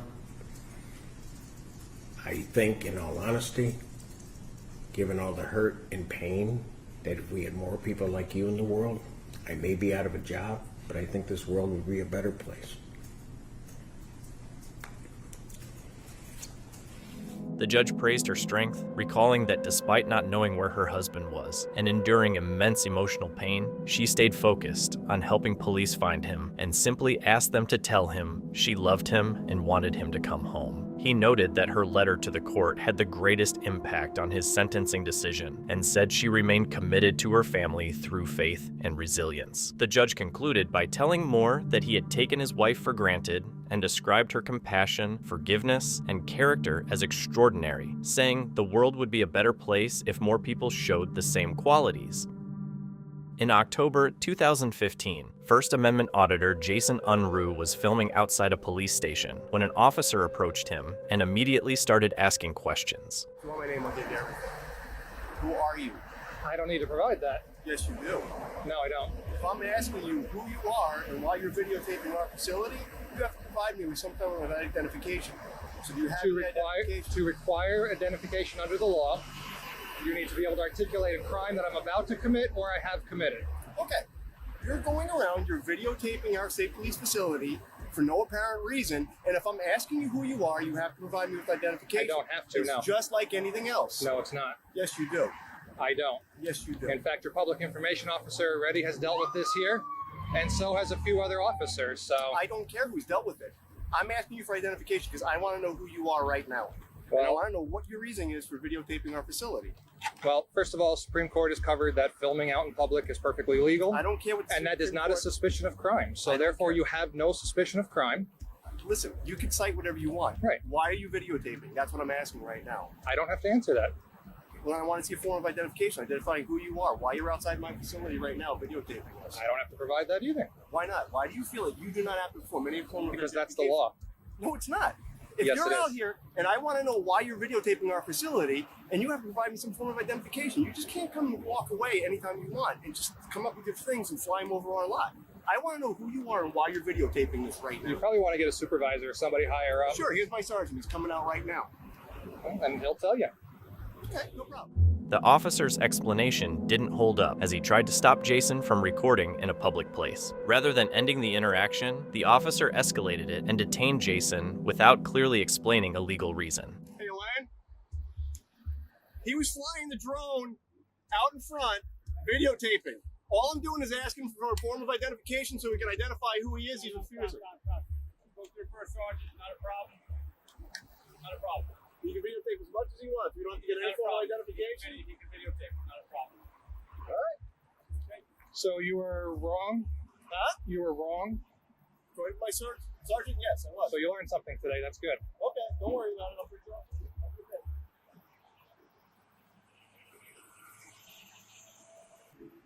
Drones, there's a lot of it. Listen, sorry for the inconvenience. Right now with the drones, there's a lot of, I guess you could say, I wouldn't say misinformation, but it's an area that we're not used to dealing with. All right. Well, that's apparent. I've dealt with your troopers already on this. I'm sure you have it. Not a problem. That's why he came out here. I saw that he was talking to you. So you probably should educate them a little bit more on it. It's going to be a more kind of an area that's new to everybody, and until they have legislation on it, which there is none. Right. So sorry for the inconvenience. Okay. The sergeant stayed calm, confirmed that Jason had the right to record in public, and brought the situation to an end. The officer who started the confrontation was left with no choice but to walk away. After a lengthy trial, the case finally reached its conclusion as the jury announced its decision. Robin Rebecca Hoington was found guilty of reckless homicide, 2 counts of aggravated child neglect, filing a false report to law enforcement, tampering with evidence, and attempted tampering with evidence.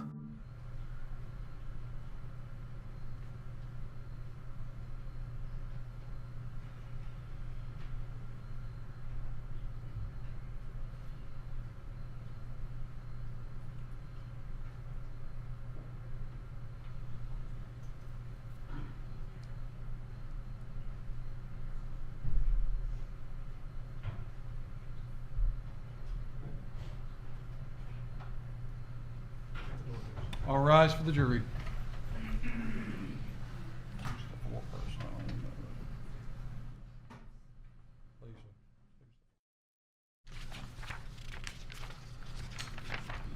Mr. Martz, I understand you are the foreperson of this jury, is that correct? Yes, sir. I understand the jury has reached a unanimous verdict as to each of the counts contained within this indictment, is that correct? Yes, sir. If you would stand, please, sir.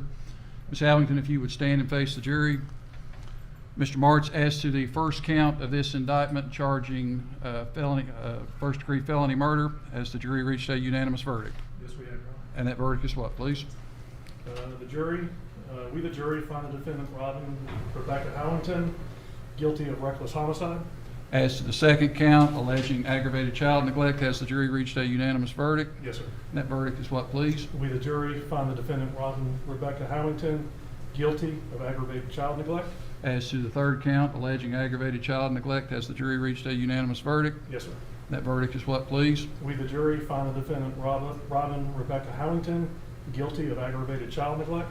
As to the fourth count alleging initiating or filing a false report to law enforcement, has the jury reached a unanimous verdict? Yes, sir.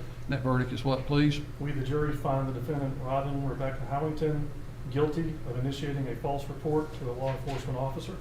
As to the fifth count alleging tampering with evidence, has the jury reached a unanimous verdict? Yes, sir. And that verdict is what, please? We, the jury, find the defendant Robin Rebecca Howington guilty of tampering with evidence. And as to the sixth count alleging attempted tampering with evidence, has the jury reached a unanimous verdict? Yes, sir. And that verdict is what, please? We, the jury, find the defendant Robin Rebecca Howington guilty of attempted tampering with evidence. If that is your verdict, if you would signify by raising your right hand, please. Let the record reflect all 12 hands are raised as either side wish for the court to poll this jury. All right, Ms. Howington, you may have a seat. Ladies and gentlemen, thank you very much for your hard work. You have concluded week 1 of your jury service. I wish I could tell you that you're done, but you're not. You've still got 1 more week of service. I know that we've got another case to start in here on Monday, so I'm sure I'm going to see a lot of you back on Monday morning when we're picking another jury.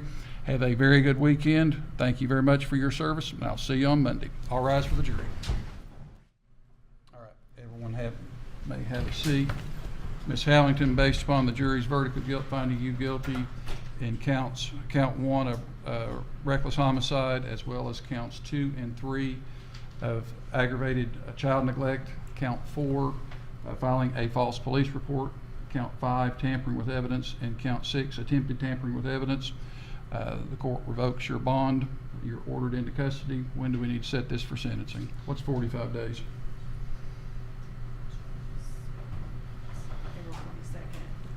April 22nd. What day of the week is that? That's That preceding Friday would be what, the 19th? Does Friday, April the 19th work for everyone for sentencing? Yes, sir. Is that good, General? Ms. Hallington, I will see you on April the 19th. The court will conduct a sentencing hearing at that time. In the interim, a pre-sentence investigation report will be prepared. Probation will be interviewing you if you wish to have your attorney present with you. When that interview is conducted, you have a right to do so. I'll see you on April the 19th. Thank you, Following the verdict, the judge revoked her bond and ordered her into custody. A sentencing hearing was then scheduled, and the court ordered a pre-sentence investigation report to be completed before sentencing. From abusing their authority to being confronted by camera footage, these officers appeared to act as though the rules did not apply to them. But once their actions were recorded, their behavior came under scrutiny. Their accounts were challenged, and they faced increased accountability. McDaniel checked it last week. I swear to you, he pulled me over for it.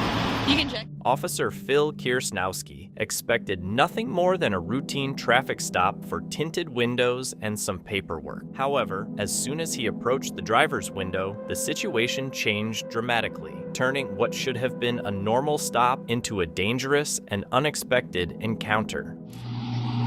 Sam? No. You know how dark your window tint is? Oh, Officer McDaniel checked it last week.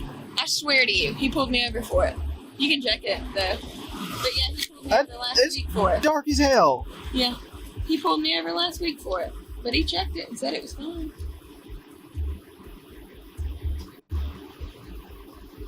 I don't think it is. I swear, he pulled me over right in front of my house. On near King College. Hold on one second. Okay. Got another officer's got a little meter that he can put on it. You close to Weaver Pike and South Side.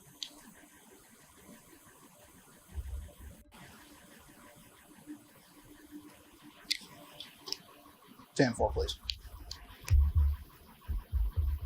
It's dark as hell. But yeah, Officer McDaniel checked it last week, like literally in front of my house. He pulled me over pulled me over in October because my tags were expired. Mm-hmm. And he checked it then. Okay. You don't have like a medical exemption or anything like that, do you? No. Okay. Well, why is it so dark? Other than it looks good. I don't know. I mean, it's been like this for a year and a half. Well, I've been pulled over for it twice, but they've checked it both times. McDaniel pulled me over twice for it, and he's checked it both times. Do you use one of the cards like this, or do you have a meter? Use the card. All right. Carter's on his way here. He's got a meter. We can check it. The situation changed when the driver identified herself as Senator John Lundberg's daughter. After that, the officer's attitude appeared to become less confrontational, making the encounter seem noticeably different from how it had started.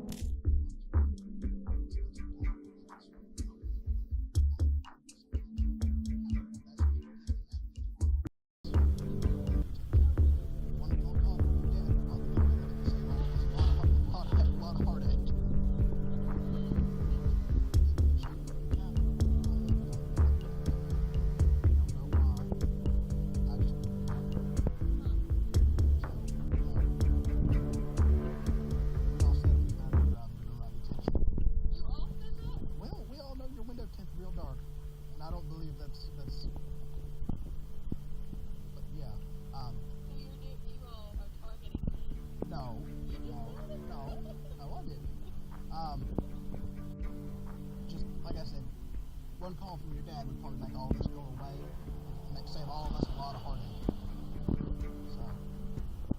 Believing the traffic stop had ended, the officer relaxed and began speaking more openly than he probably intended. Unaware that his body camera was still recording, he made several candid remarks, including comments about his own department.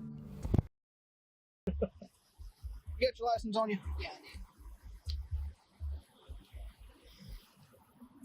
Sit tight. She says Matt pulled her over the other day and said it was good. It looks real dark to me. What if I don't want him to check my window tint? I don't like you. What? I'm just kidding. Why don't you like Carter? All right.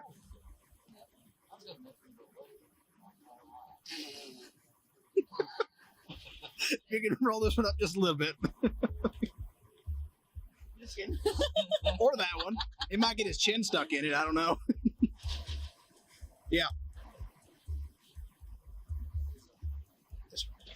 Oh, that one. Whoa! Your hand off.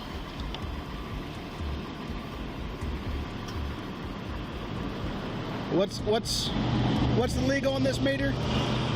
What's the legal limit on the meter? It's supposed to be 35. I usually do 30. What is it? 12. Illegal? 65.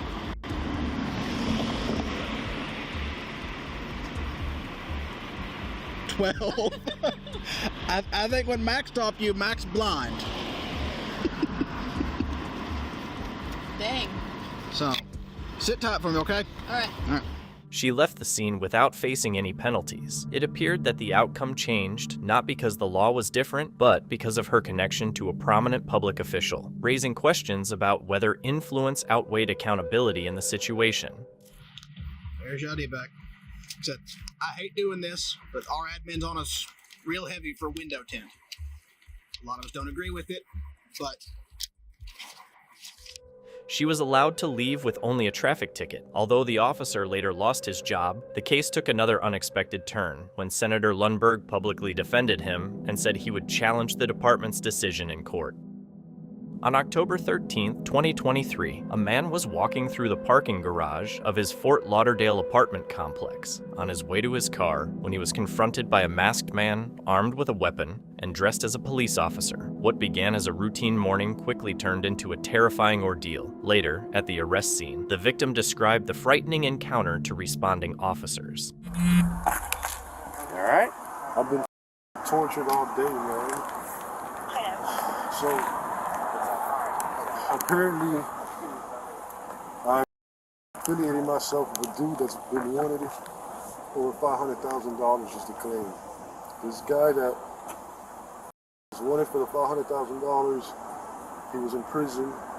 He came out about 2.5 years ago. I know him from like little kids. He went to prison because I guess they had suspicion that he was selling drugs, cocaine, and they raided his house and they found $1.2 million in his house. He did, I think 4 years or 5 years because they charged him with like, I was like, this ain't right, man. These ain't police. I'm just staying quiet.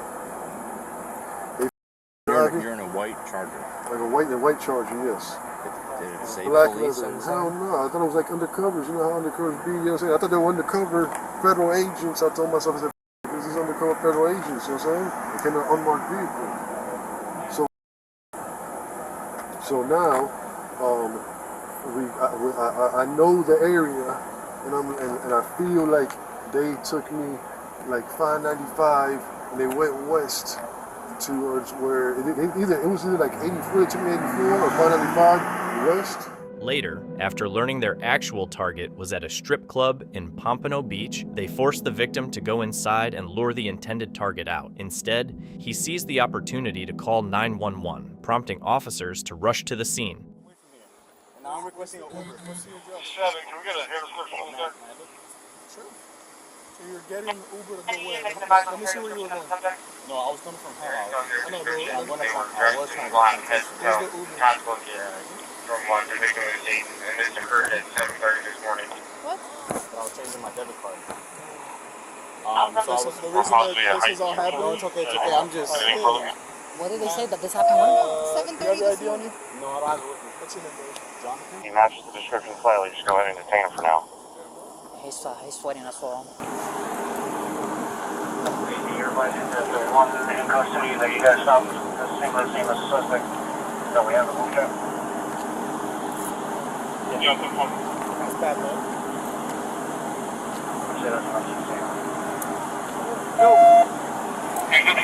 That's his property there? Yeah. I have a pocket knife in his pocket.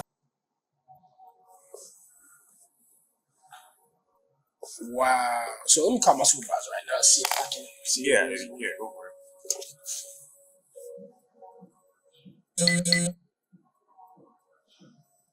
Call Peter. Okay. Back seat.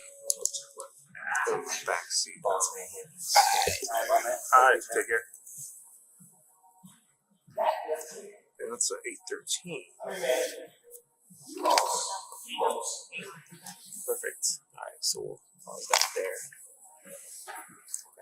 Investigators later identified and arrested a third suspect, Raymond Gomez. With his arrest, all 3 suspects were taken into custody. Inside the interrogation room, Jeffrey Arista remained agitated and openly defiant toward investigators. His brother Jonathan chose a very different approach during questioning.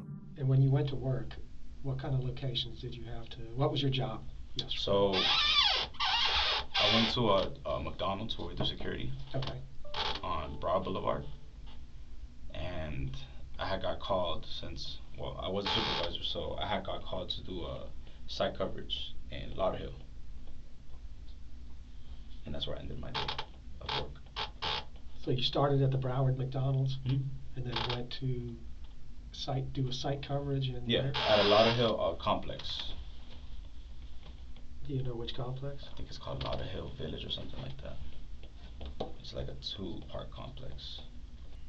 And that went until 9 or 10 o'clock? All right. What happened after that? So you get off work, and where do you go? Yeah, and then that's when I get forced to do things. And this is where I would ask you guys, what am I being charged with? Well, we're trying to figure that out. That's what we're trying to figure out. We're trying to figure out where you fit in this. Because it doesn't sound like you're the leader or you planned this. But I'm also in fear of my life. You said you were in fear of your life? I am still currently. Okay. Will you be able to prove that you were at work Friday? Friday? Yes, ma'am. Yeah. From 12 to 9? Okay. All right, that's good. And did you take your car to your job? So your car was with you the whole time? Yes, ma'am. Okay. And you'll be able to prove that because you worked with other people, or how? No, necessarily. I worked by myself, but the company, they give us an app, and we clock into that app. Okay. And it's GPS, so. So off of your phone you can, okay. And I think one of the easiest things to do is, you said you're in fear for your life. Can we discuss that? What puts you in fear for your life? You said then and now. And we need to understand that. We need to understand that. Yeah, I was peer pressure to do it, and then now I'm still in fear of my life if I cooperate. Right, but what I'm saying is from who? People that I don't even know. People I'm not even gonna know until when I get inside the jail. I don't know. Jesus. Did this stuff just happen out of nowhere starting yesterday for you, or has there been a lead up to it? Like 3 days ago. 3 days ago? Yeah. Okay, start with 3 days ago. What happened then? Who approached you, or was it your brother? Like how did you get wrapped up? No, if I'm not mistaken, somebody approached my brother. Okay, go from there. I don't know who. Okay, that's okay. So what did they approach your brother with? I didn't know too much. I didn't know too much. They didn't tell me too much. Okay, so your brother tells you that somebody approached him 3 days ago? Okay, and what did he tell you about that? I'm sorry. I'm still in fear. I think I'll need a lawyer or something, right? Jonathan eventually invoked his right to an attorney, but by then, investigators had already gathered substantial evidence. Jeffrey Arista, Jonathan Arista, and Raymond Gomez were all charged with kidnapping with bodily harm, a first-degree felony, along with false imprisonment. They also faced additional charges related to weapons offenses, assault, and conspiracy. In January 2022, First Amendment auditor Sean Paul Reyes visited the Pooler Police Department to conduct an audit. Before he even made it inside, the situation quickly took a turn for the worse. Yeah, can I just get your name and badge number first? You're in an employee parking lot. Can I just get your name and badge number? Sergeant Self. Sergeant Self? Yep. And your badge number? 615. 615? Yeah. Okay. No, I don't need any help. Yeah, you're in an employee parking lot. It's not a secure area. It's an employee parking lot and you're not an employee. This is... And you're making employees feel uncomfortable Sorry, when they walk inside the building. So This parking lot is not a secured area. Okay. It's public property. Okay. It might be only for employee parking. I'm not parking in here. My car is not parked in here. I'm an independent journalist. I'm working on a story. Sean remained confident in his understanding of his rights and the laws covering the public parking lot, but the officer continued making the situation more confrontational. Be a restricted area. Do you suspect me of committing a crime, sir? do you have your ID on you? Do you suspect me of committing a crime? Do you have your ID? Do you suspect me of committing a crime? Do you have your ID on you? Sir, I need to know if you're suspecting me of committing a crime first. I'm a police officer. I asked you for your ID. I need you to give me your ID. With all due respect, sir, can I speak to another supervisor? I understand that you're a sergeant.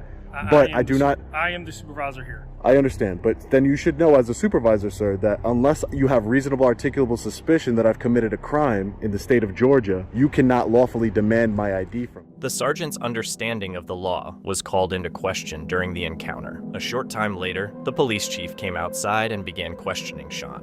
You keep on walking. Okay, if I'm not being detained, I'm going to continue about my business, sir. I'm going to do it here. I'm an independent journalist. Who are you, sir? I'm the chief of police. You're the chief of police. Can I get your name? You can look it up on the internet if you're that smart.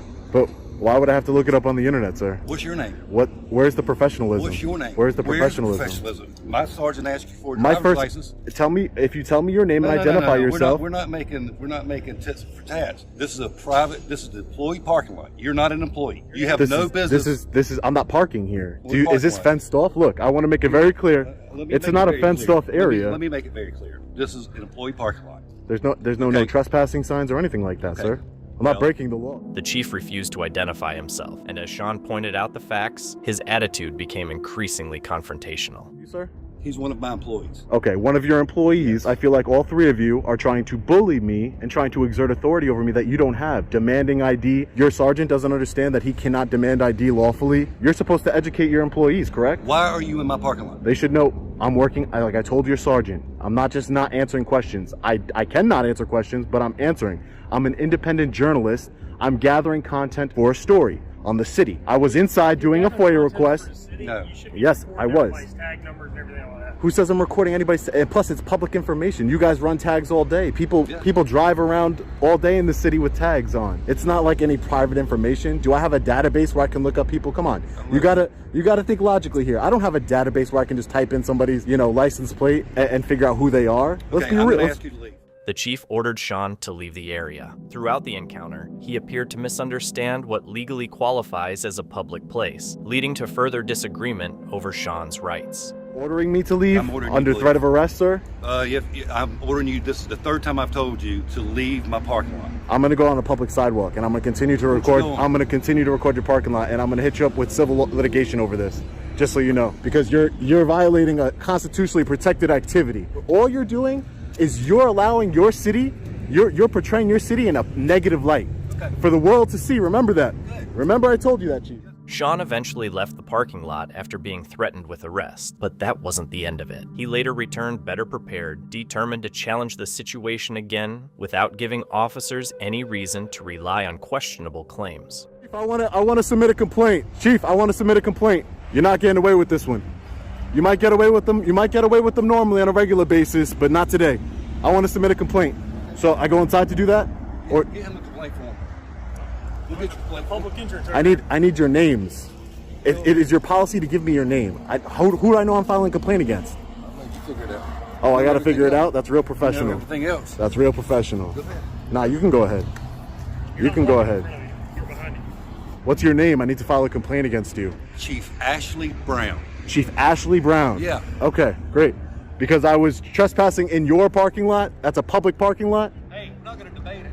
You want to file a complaint? He's about to get You don't tell me what to do. You don't tell me what to do. Let's make that clear. Just as it seemed the chief might calm the situation, he made another decision that only escalated the encounter even further. Fill it out. You don't need to. I can fill it out here. No. This is a public lobby. You're going to kick me out of a public lobby too, Chief? Oh, fill it out then. All right, thank you. Excuse me. You need to borrow your pen too, or? Excuse me. You can't record while you're in here. Why can't I record while I'm in here? I have a constitutional right to film the police in the course of their duty, sir. Is this department so uneducated and so inept at their job that it must be from the top down? Because your sergeant doesn't know when he can legally identify somebody, and you're telling me I can't film in a police lobby? Yes, I sure can. I can film in a police lobby. It's my constitutional right. I have freedom of press in this country, sir. What country do you think you live in? Are you with the press? Yes, I am with the press. Let me see your ID. No, I'm not showing you ID. I'm not showing you any Get out ID, my building. sir. Get out your building. Get out the building. Thank you, sir. Have a good one. Yeah, no problem. How do I file the complaint if I can't get in the building? Sean finished filling out the complaint form and then went back inside to submit it. Who do I hand the complaint form to when I'm done? Once you're done, I'll do it. Okay. Yeah, right here it says, all parties filing a formal written complaint are entitled to receive a copy of the original statement free of charge. So I would like it if a receiving supervisor can sign right there and give me a copy as it's stated on the form. You guys are a bunch of bullies. Abuse of authority. You know what? I want to do a public records request too. So let's find out how much money you guys are making abusing your authority. The encounter raised concerns about how the officers handled constitutional rights. Their conduct reflected leadership and training that Sean strongly criticized during the incident. Will you guys allow me to do it here? I don't understand what's the big deal. But where's the signs that says I can't record in here? Where's the law? You sure do. This is a constitutionally protected activity. That's what this is. As soon as you pass through that doorway, you're now private property to the It's city of public Floyd. property. There's sensitive information in both of these windows that can be called on video, so you can't record in there. Okay, yeah. All right. Sure thing. As Sean was getting ready to leave, the sergeant came back with the complaint form and offered an explanation that Sean found unconvincing. Didn't finish filling the form out. It requires an address at the top. No, I don't have to put an address. Your complaint not going to be accepted. You didn't fill the form out correctly. No. That's not how it works. Bring the chief out here. Is how it You're works. allowed to do an anonymous complaint. Okay. You did not make it anonymous? So It doesn't matter. There? It doesn't matter. Okay, well, I'm going to tell you that the complaint's not valid. It doesn't matter. Because I want you to didn't speak to fill the it out. chief. No. I want to speak to the The chief. chief's not here. You got me. I'm the one accepting the complaint. You're accepting the complaint on yourself. Okay, well, I'm going to tell you that you didn't fill the form out correctly, so. You can submit a complaint anonymously. I don't have to give you my name. All right. I don't have to give you my address. You don't, but.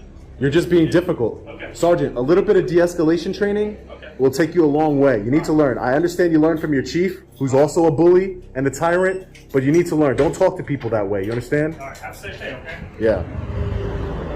Tyrant. Sean never received any updates about the complaint he filed, and it remains unclear whether he plans to pursue legal action over the incident.